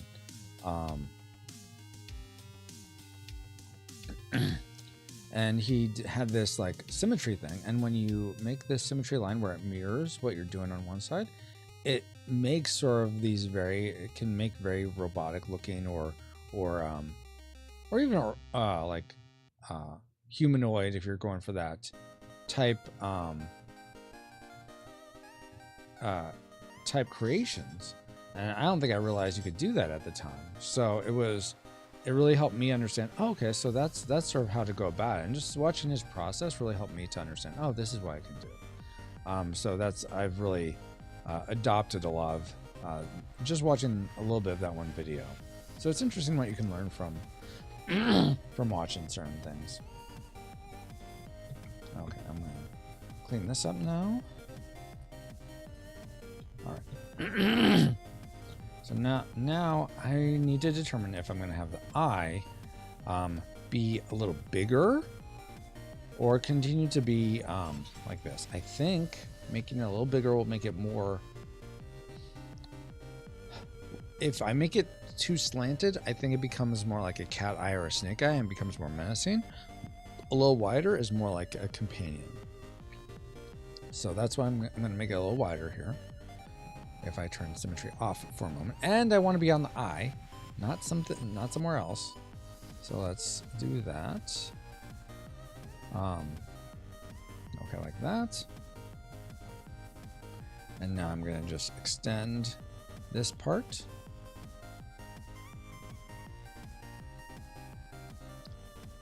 Yeah, I think that's fine.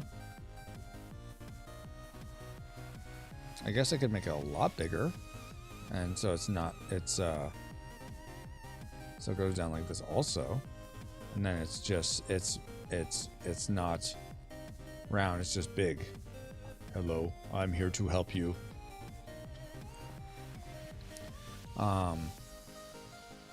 fact, I wonder if I could make this actually smaller now, and that makes the light pip stand out a bit more. Let's try that. That looks menacing, but hold your horses. Let's work on this. Let's workshop this, guys. Let's not throw out the baby with the bathwater here. Oh, I kind of like that actually. That looks sort of like just, I don't know, something about that looks almost like he's there to help you. I don't know what it is.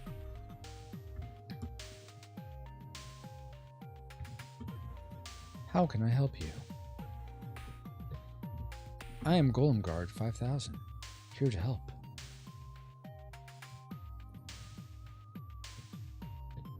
Now that looks a bit starry-eyed. Making eyes slanted. Am I? Oh, you mean before? Yeah, I can see that.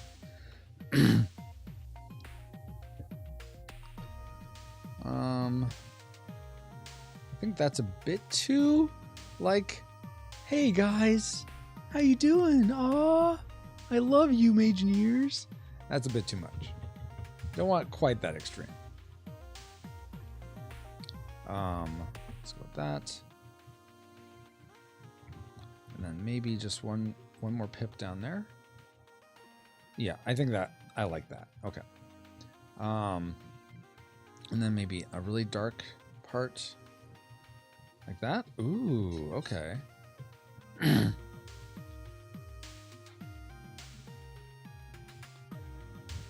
No, I kind of like that. I don't know. What do you guys think? Do you like having this guy? Do you think we need to move the iris and pupil around to give it more personality? Maybe he's looking up.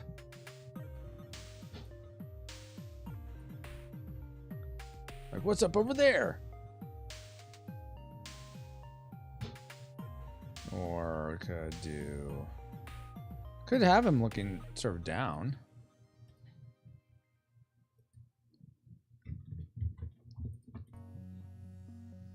What's down there?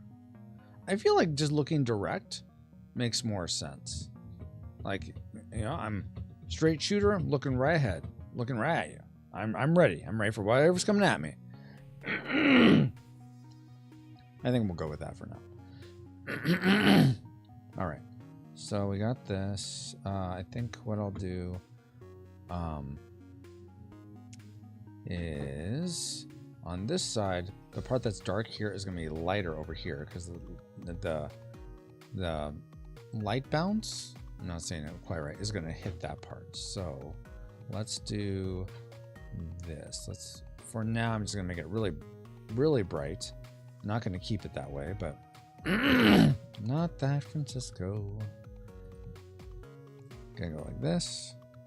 Oh, I need to turn symmetry on. The whole reason I'm doing it like this is, actually, let me make it a color that I know will not be the right one. Do this green.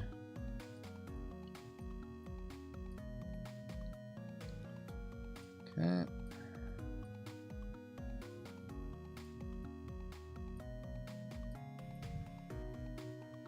Okay, like that. There we go. Okay, I'm working on the Golem Guard. I had a worry there that I was working on the wrong thing. Okay. All right, good deal. Now turn off symmetry. We're gonna make this color again, and now this one is gonna be this color.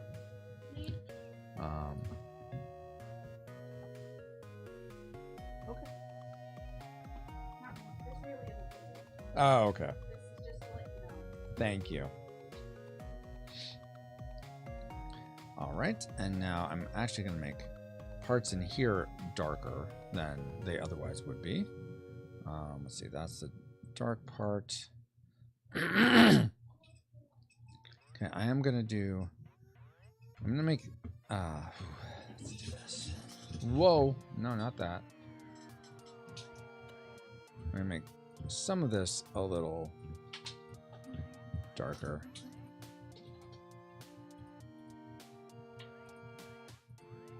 And then inside this, it's going to be even darker.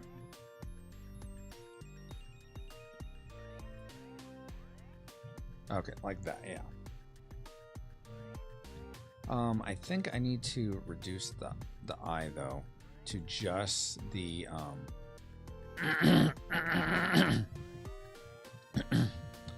just the dark, just the light parts, not the dark parts. So let me turn off the Golem Guard, and yeah, I need to erase a lot of this. Otherwise, it's conflicting too much with the other things going on. So just essentially the core outline of it, and delete anything else. That's not that.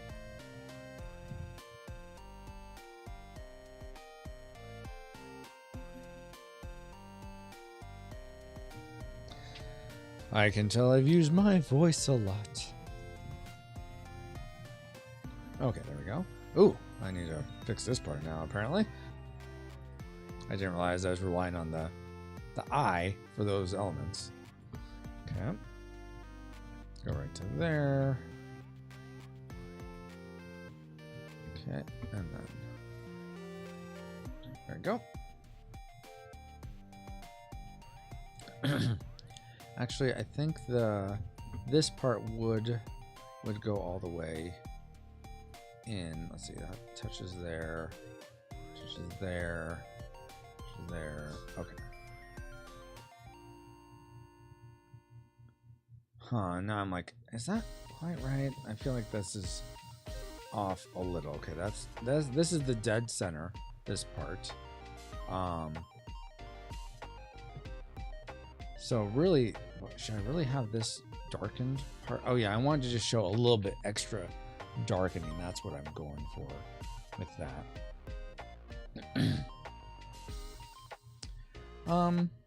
You know, I think I can do that, but then I need to just make this part brighter on this side.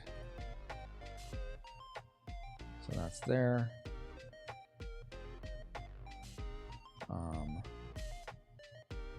That corresponds there. Yeah, I should take that one off. And then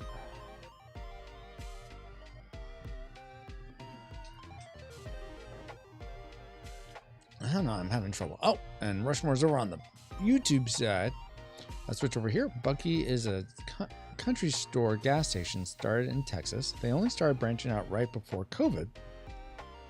And their marketing is good. Their food is good. Lots of gas pumps, like 100. Wow.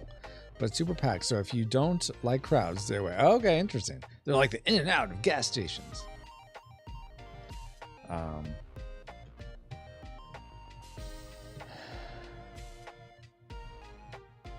I guess, you know what, I think doing that, now I'm like, okay, what creates this sort of point effect?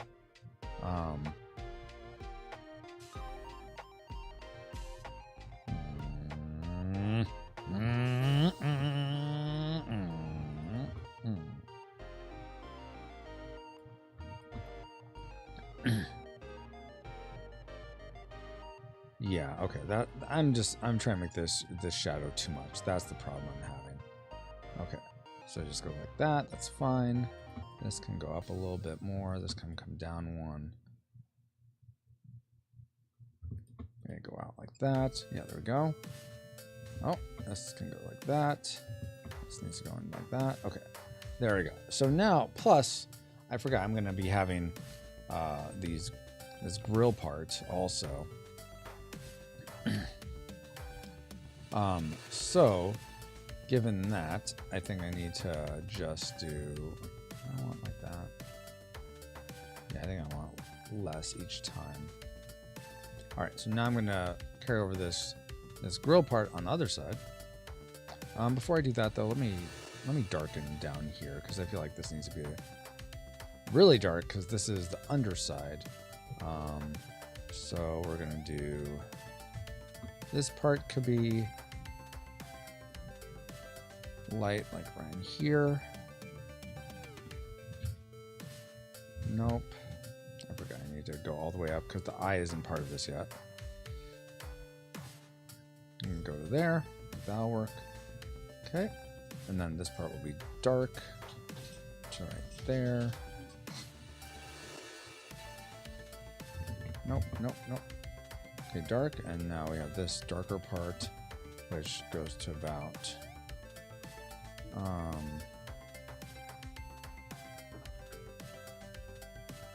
actually no, I think the light would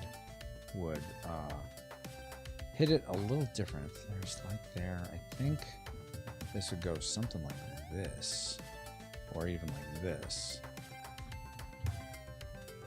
And then the darker part would be like, nope, would be like, would be like this maybe. And then the darkest part would be over here, like that. Let's try that. I don't know if that'll work, but let's give it a go here. Yep. And then the darker part. Oh, what? Where's the this one? No, I think I need to just make it flat. Just make it one dark color. Call it good. So we could even do. Oh, I know. This is where I could use the blacks. Right, like this. Boop, boop, boop, boop, boop. And boop, boop, boop, boop, boop, boop, boop. And then this. Like that. And then I need to show that this is sort of inset inside of it. Inside of that, there's like a little... So the eye is like recessed inside this pyramid thing. Actually, I think I'm going to move the eye just up a little bit. Because if it's at the point, it should be like more like that. But it's not. It's almost like a hood of some sort. All right. Hey, Yoshi. Guard Golem, exactly. Drake says hi to Kirk. He says hi back to Drake. Nice radio station. This one, yeah, this is the... I'm listening to the arcade release from Stream Beats. That's what we're listening to this morning.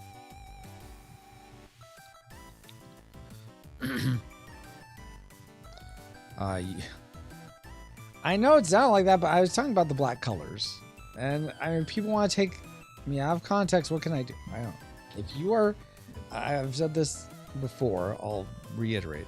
If I ever personally offend you, I know that you're not. I know, Drake, you're not actually offended or anything. At least I assume you're not. I don't know, maybe not. You tell me. If any of you are ever, if I ever personally offend you or personally hurt, in terms of personally, I mean you. I hurt your feelings. I offend you.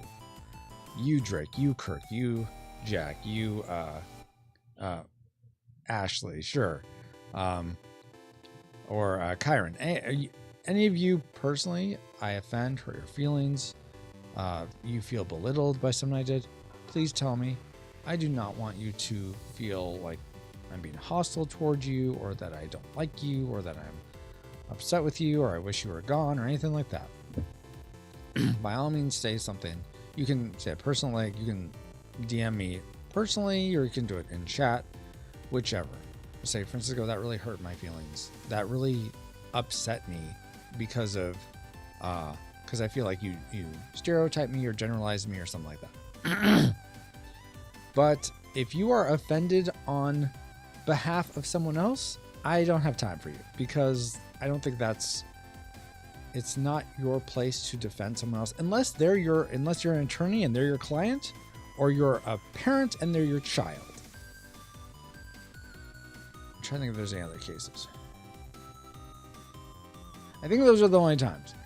So unless you are in those positions, and I've hurt your child emotionally, I don't know how I would hurt them virtually like this, or I've hurt your client, then, I guess if you're a doctor and you have a patient, that's the third one.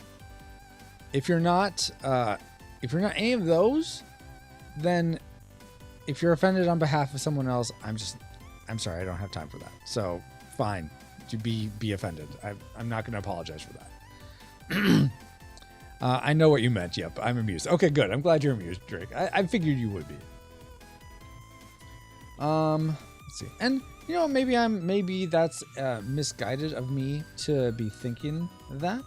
And I'm open to an argument that sort of says otherwise, why I should be more understanding or more thoughtful in stuff like that. But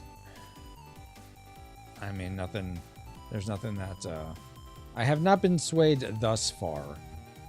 So you're more than welcome to try to help me to understand more, but I don't have to agree with you.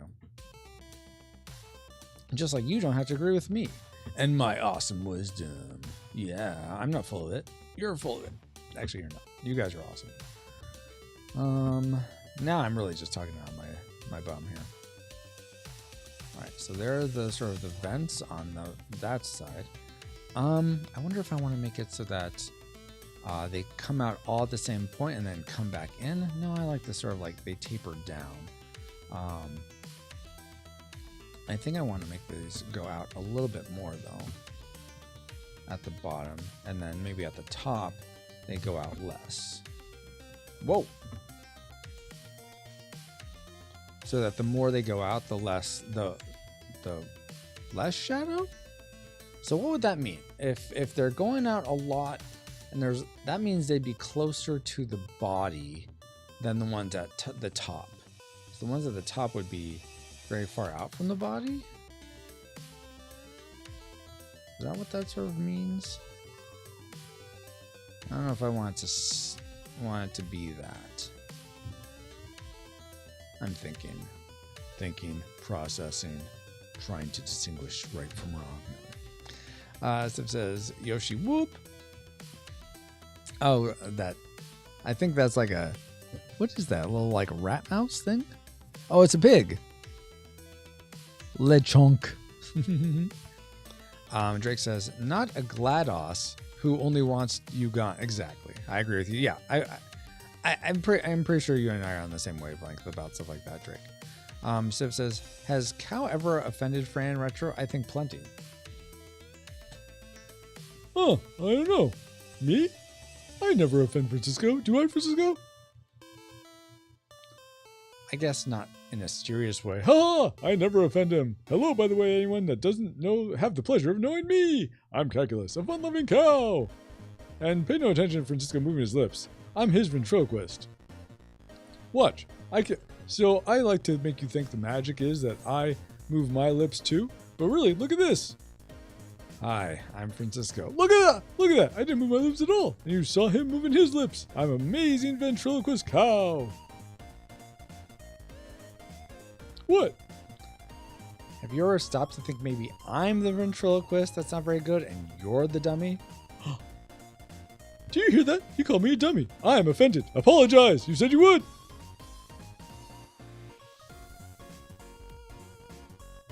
I'm sorry, Calculus, that I offended you. Thank you. I forgive you. Bye-bye. Oh my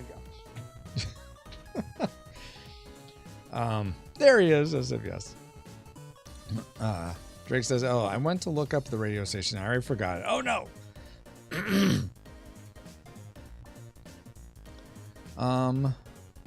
Drake says, yay, it's the cow. Yes, indeed. All right. So continuing on with this. Oh yeah, so I had those vents. I think I'm gonna just extend this out even more maybe. I think I like that. And then the closer it gets to the bottom, the less there is.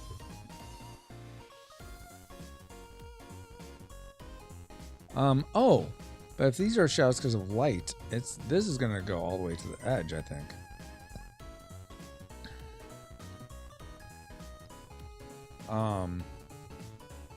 So given that, okay, so if light's hitting it, and these are little like grills. Actually, I think I'm thinking they're sticking out too much, and yeah, I'm gonna rethink that. Okay, but I think I do want to have something like at the edges, it's darkened like this. And then over here, there isn't as much. It's just like this. And that goes out, that goes like that. Okay. That kind of works. That kind of works. Oh, let me do the grills this way. Maybe this will be better. So they're not quite as bright. Yeah, there we go. There we go. That's better. Okay, that's better. That's more what I think I was wanting to go for before. And then that can be like that. Yeah. I think that's more the grill aesthetic, because light will hit it, just not as harshly as on the other side. I do think I have too much reflection on this side. I'm going to reduce that some. Let's just freehand it. Well, okay, let's not freehand it and say we did. Poor decisions were made. Okay, let's do like this.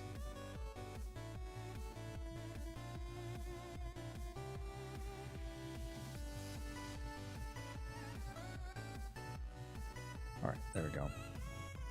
I don't know if that gives a good sense of like it sort of moving in. I think that's where I need to have more of this come in, to show sort of that narrowing to a point. Yeah, I think that works pretty well. And now this part I want to have, let's see, I want to have a bigger recess right here. I'm on the eye again. Dang it.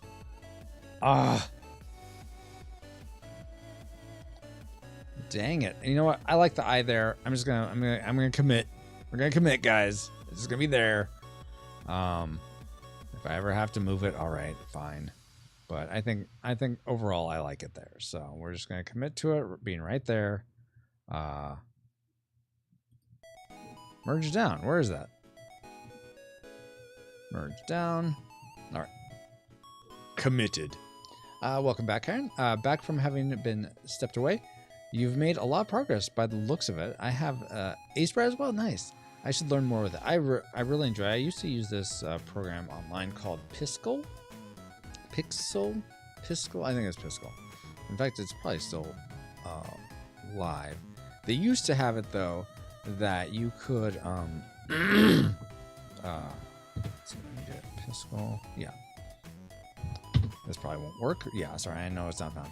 But I used to use this program, Piskel, where you would you could draw, and this is how I did a lot of the pixel art for the podcast I did when I was first getting into pixel art.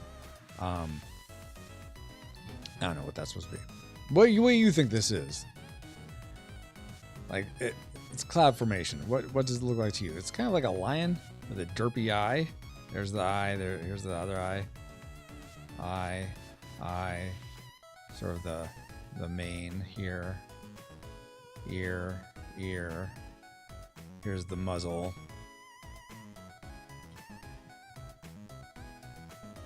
Here's the maw with the teeth. Sharp point. Dang it! Why are you making me... I can't believe you just made me quote that not movie. Ugh. Alright. That's more like a bear. I don't know, whatever. So I used to use this.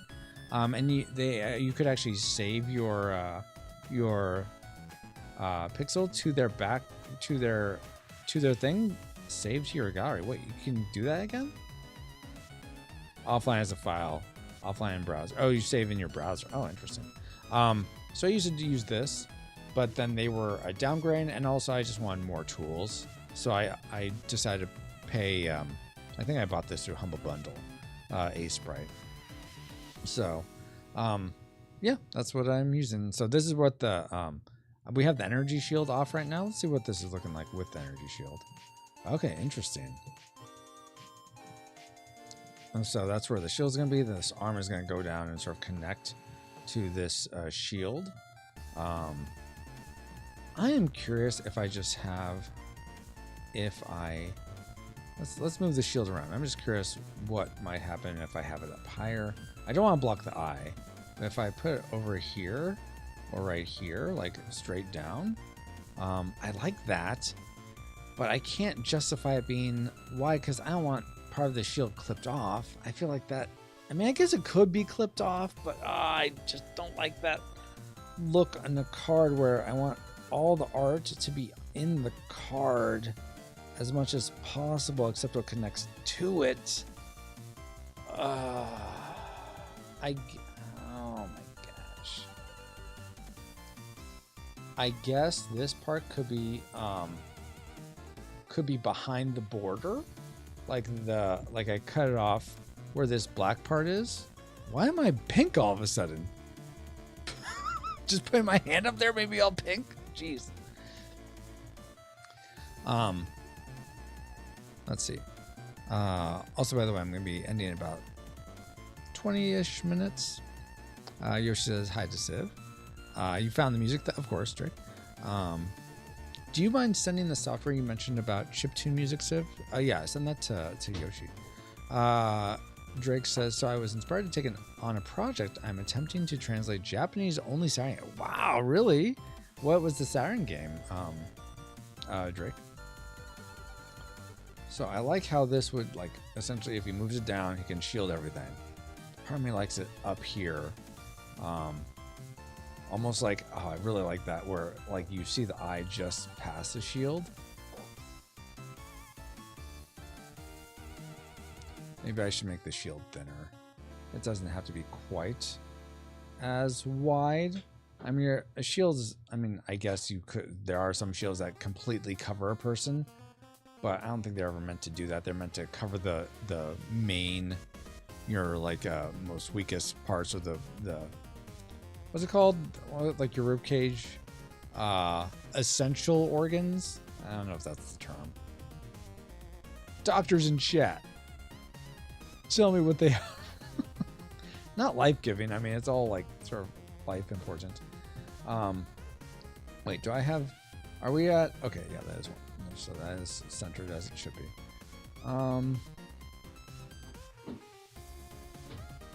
Yeah, like for example, what I might be thinking is like we take this. Let's see, we'll do just right to there essentially. Energy shield, erase that. Take not the sockets, those three, and move it over so that it's like right there. Still covering the eye there, but that's fine. I guess that'd be sort of an essential part 2 block, but having it right there, and then this border covers it like it's behind that border, which would be fine. Vital organs, that's what it is. Thank you, Yoshi. Jeez Louise, I don't know why I couldn't think of that. Drake says Godzilla is the game. It's an RTS. Oh, really? I like RTSs and Godzilla and hacking, so it's felt like a good project. I don't understand Japanese, but Google Translate exists, and I have some friends that do. That's awesome. Wow. Very, very cool. Karen says, or is it Creon? Now that I've been saying it wrong this whole time, I'm so sorry. Creon? Cryon? Creon? We'll go with Creon for now. Again, please correct me if you give me a phonetic pronunciation, Creon. I'd prefer to call people by the names that are in their chat, like pronounce it right and everything. Anyway, sorry. I know I just got back. What are we trying to figure out with the shield? Just a spot to place it?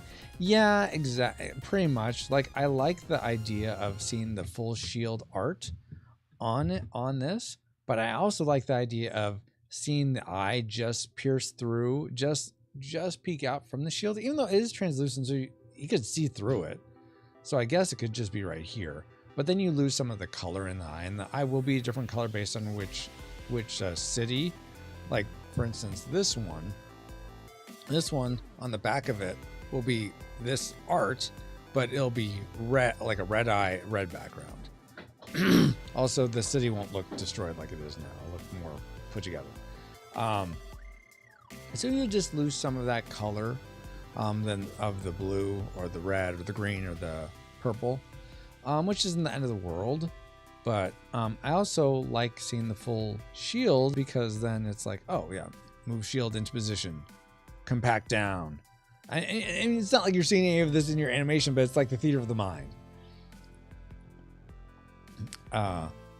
Drake says, Valor organs is the phrase you want. Yeah, I'm too late. Exactly. Civ says, he did send that to you, Yoshi. Creon says, don't worry too much about it. Pronounce it how you find it comfortable. Okay, then I'll try Creon, I guess. I really don't mind mispronunciation of my fake name, huh? What if it was a half shield, like a crescent? The thing with that is I want it to be a shield that could essentially block his whole form, because these are Gaurd Golems. So the idea is almost like you get behind them and they shield up and completely cover themselves and wherever's behind them as much as possible. So that's sort of the idea I'm going for in how I'm thinking about creating them. So that's why I feel like having a crescent shield wouldn't make sense, because they would cover. A lot of them would be uncovered, if that makes sense. So that's why it's more of this teardrop shield, which I know most shields would be reverse that, but that's because of how humans are made. They're not made with this pointy head. You're mainly protecting your chest, which if you look at your chest down to your legs, that's more an upside down teardrop shape, I guess. I don't know. Anyway,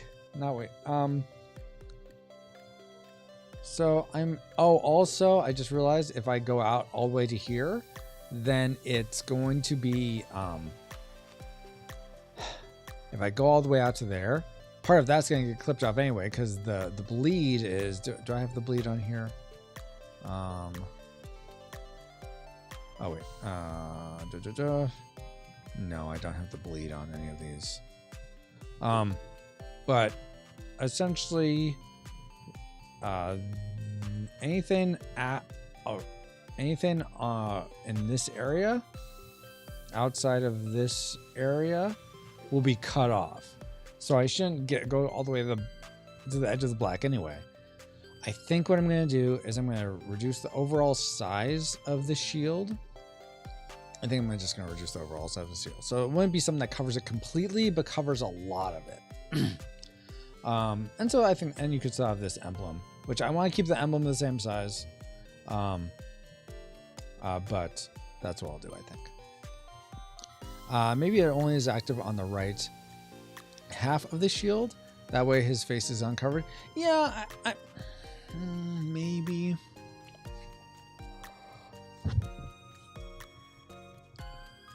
No, because I don't want him to be... let me see if this works. I get what you're saying though, Kieran, but I think I want to, if I can maintain this, and sometimes you just can't, you have to work around these things. But if I can have this, I'm going to try to do it this way. Let's see. I also could, I guess there's nothing saying I can't have these guys be on their sides like this, and then have the shield guy be here, have all the shield over on this side, and then have the numbers on this side. So I'm saying I couldn't do that, actually, now that I think about it.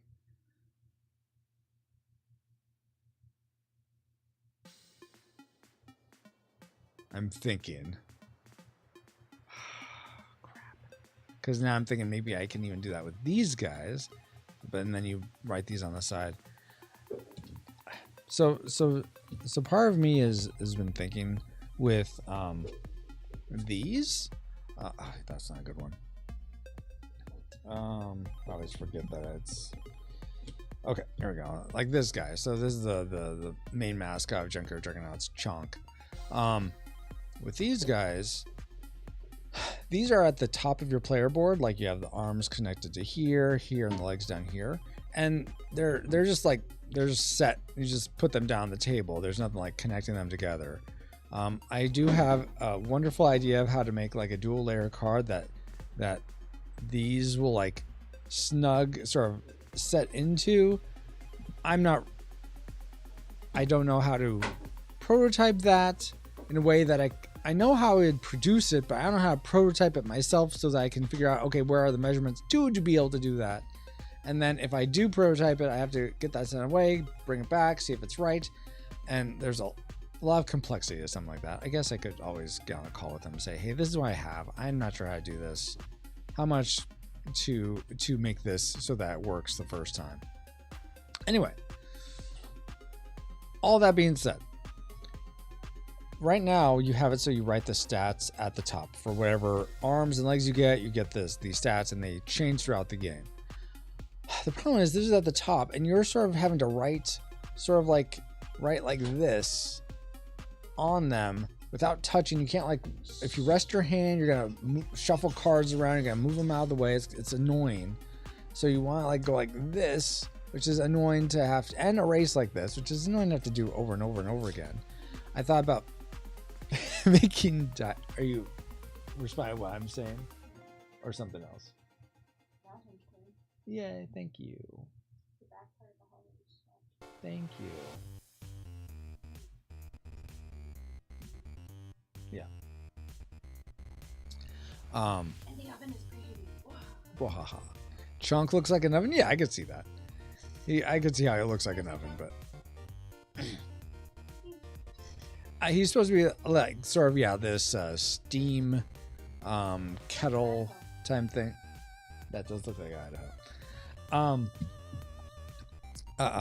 What was I saying? Oh, so I'm thinking, okay, well, with these guys, I can't put them on their side because the arms need to come out to the sides. I did try this out. This was an original, another, like a little higher res version of Chonk that did that. And then you could have, you would have the legs and stuff on, but the problem with this is, and I have these covers for the legs, so you have to imagine like have this gone. When I did this way, let's see if I can have some good examples here.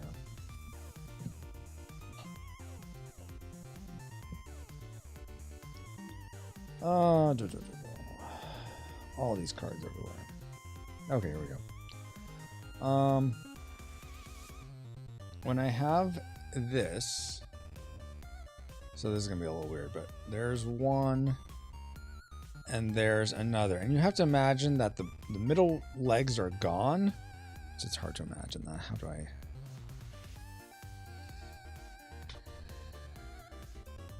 This is really like not. I wish I could just set these down. Anyways, imagine the middle leg's gone. For this, it just looked too weird. Like this guy is too big for legs that are really this small. So it looks very unproportioned to use landscape cards like this.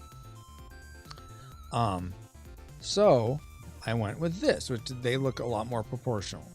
And you can't see Gem. I'm gonna go back to Chunk. Except I had lost where I was. Chunk, come back to me. Come back to me, Chunk. You're my only hope. Where did you go? Oh my goodness, where did you go? Whatever! Fine, Chunk, don't be found. We'll go with Hunk. It makes more sense. They look proportional when it's this form factor. But I can't turn to the side and use this same form factor and have the numbers on the side, which would be nice for writing. Unless you're left-handed, then that would be annoying as well, because the arm would extend into this. But with this shield guy, one of the arms is just a shield. There's nothing that's going to attach to it, so I don't have to worry about that.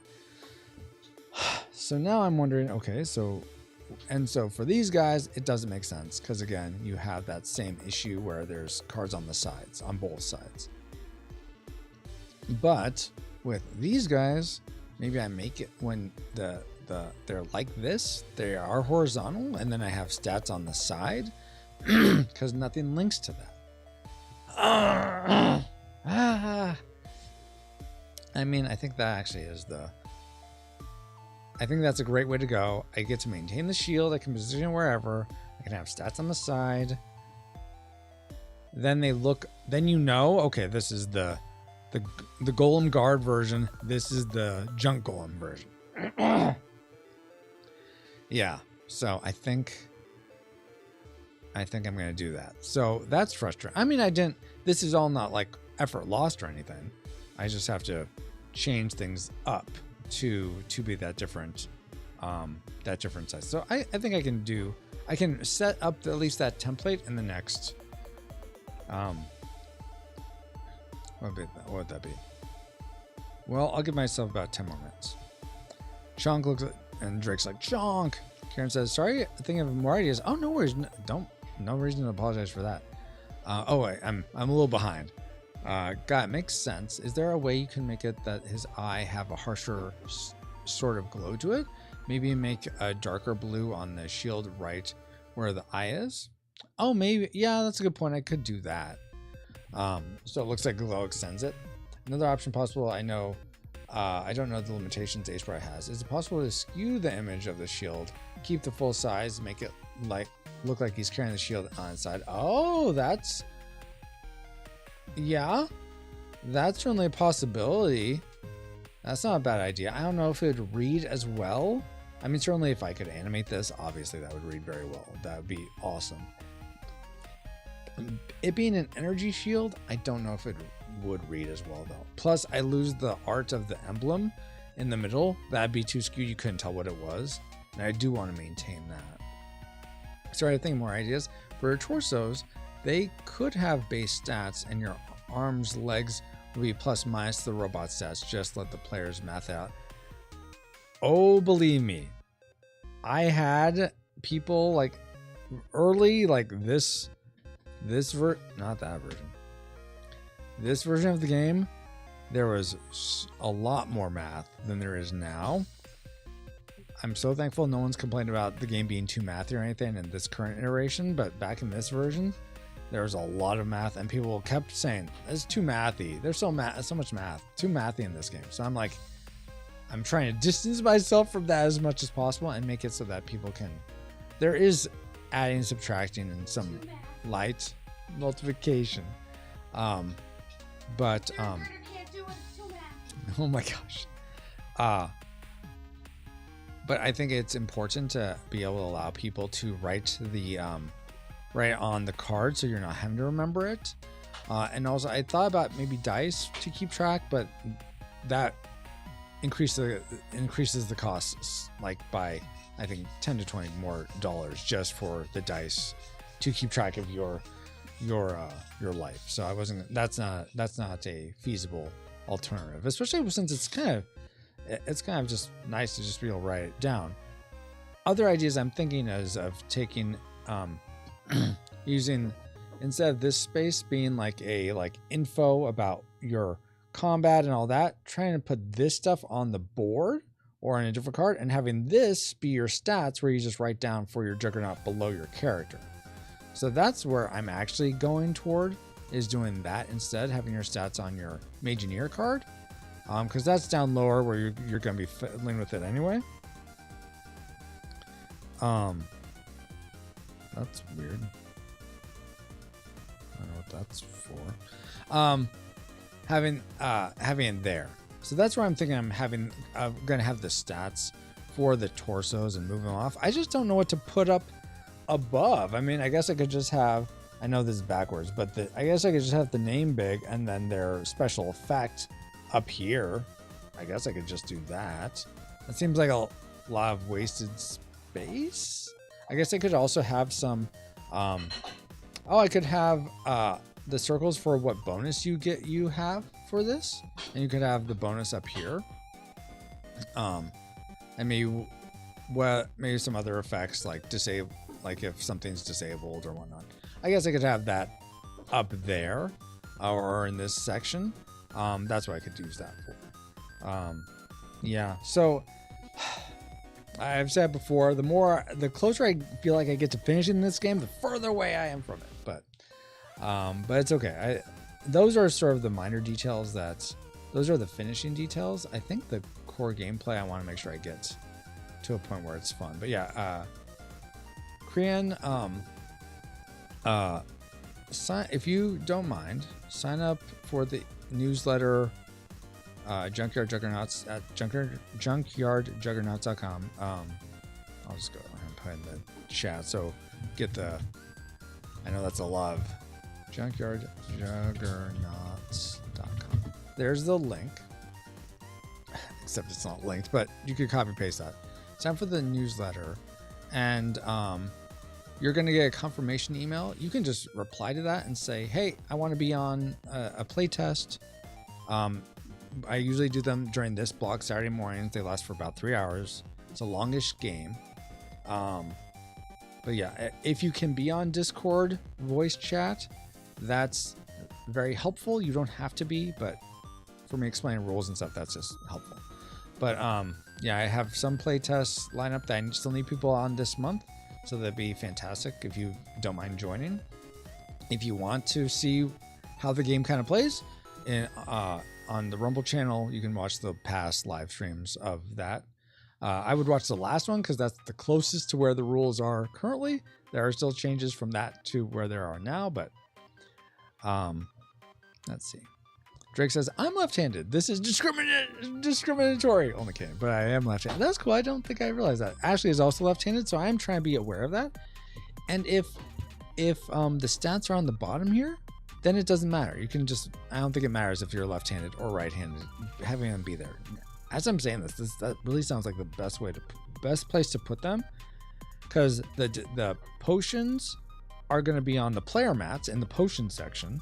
And then I could put like the combat round also on the other side of that on your player mat, and maybe even damage. I could just move those things to the player mat, I think, and then have this space for these stats. Okay, so a lot of work yet to do. I think I'm gonna move this on. So let me see if I can do that. And like, I'm gonna give myself 2 minutes. All right, here we go.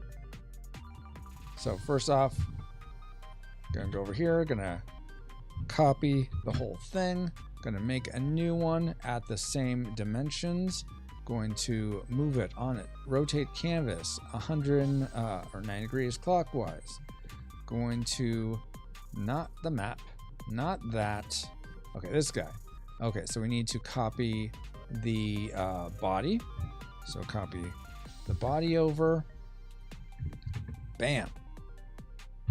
Move him roughly into position right there.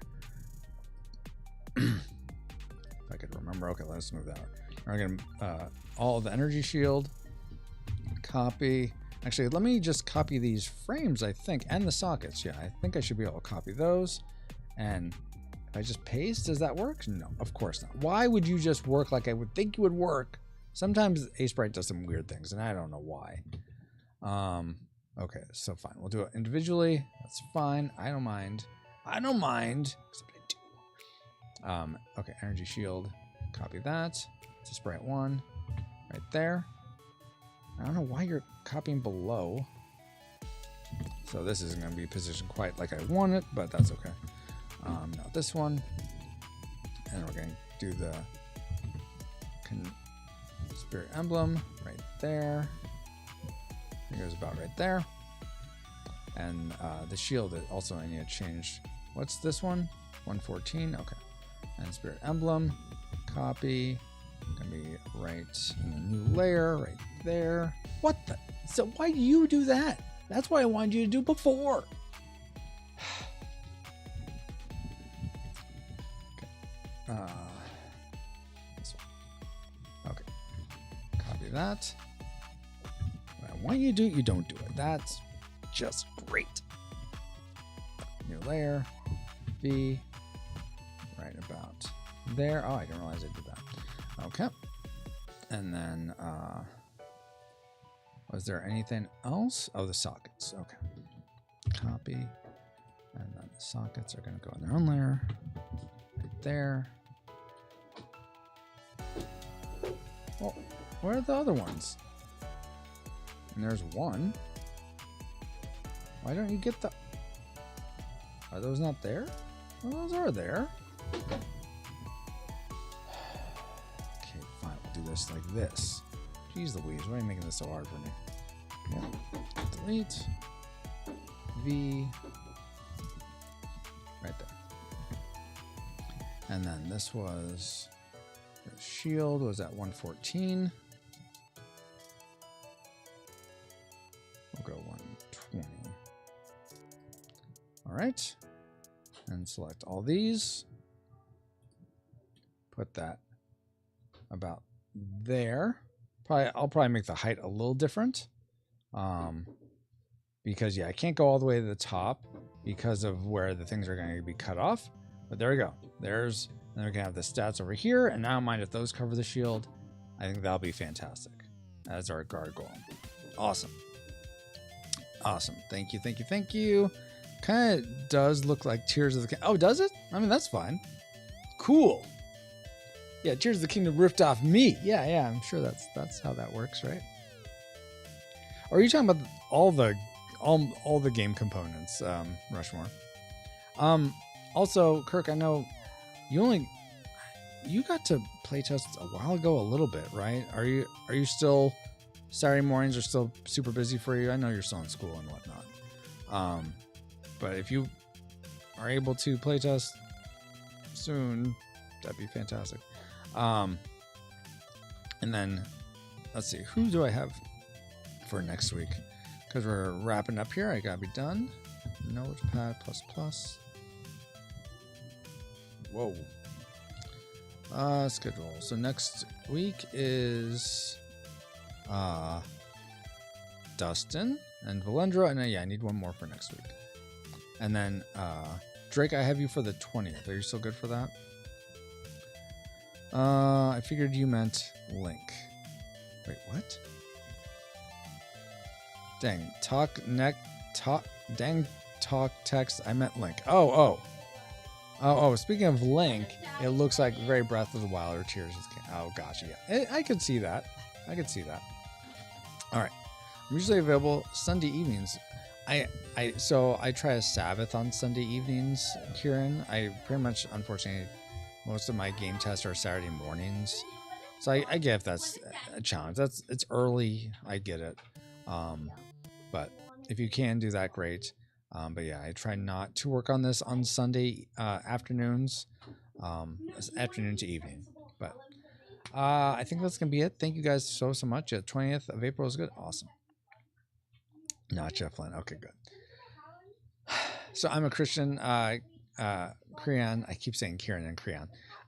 So I usually pray for people when they leave, or I pray at the end of the streams.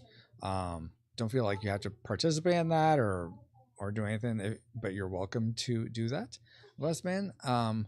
Good use of your Sunday. Thank you. But yeah, so we'll end that, and then we'll be back on Tuesday for I think I'm going to do I think it's a game stream. I may be doing more pixel art. We'll see.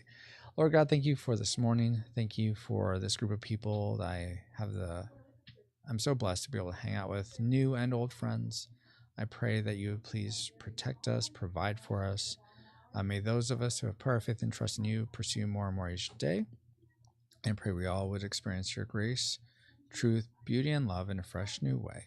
Pray all this in the name of your Son, Jesus Christ, who left all majesty to come down into our depravity, lived the life we went, taught us how we could, conquered sin, overcame death, being raised to you, the Father, making a way for us all to have a right relationship with you where there wasn't a way before. Amen. All right, guys. Well, thank you all so much. And until next time, here's your stream face.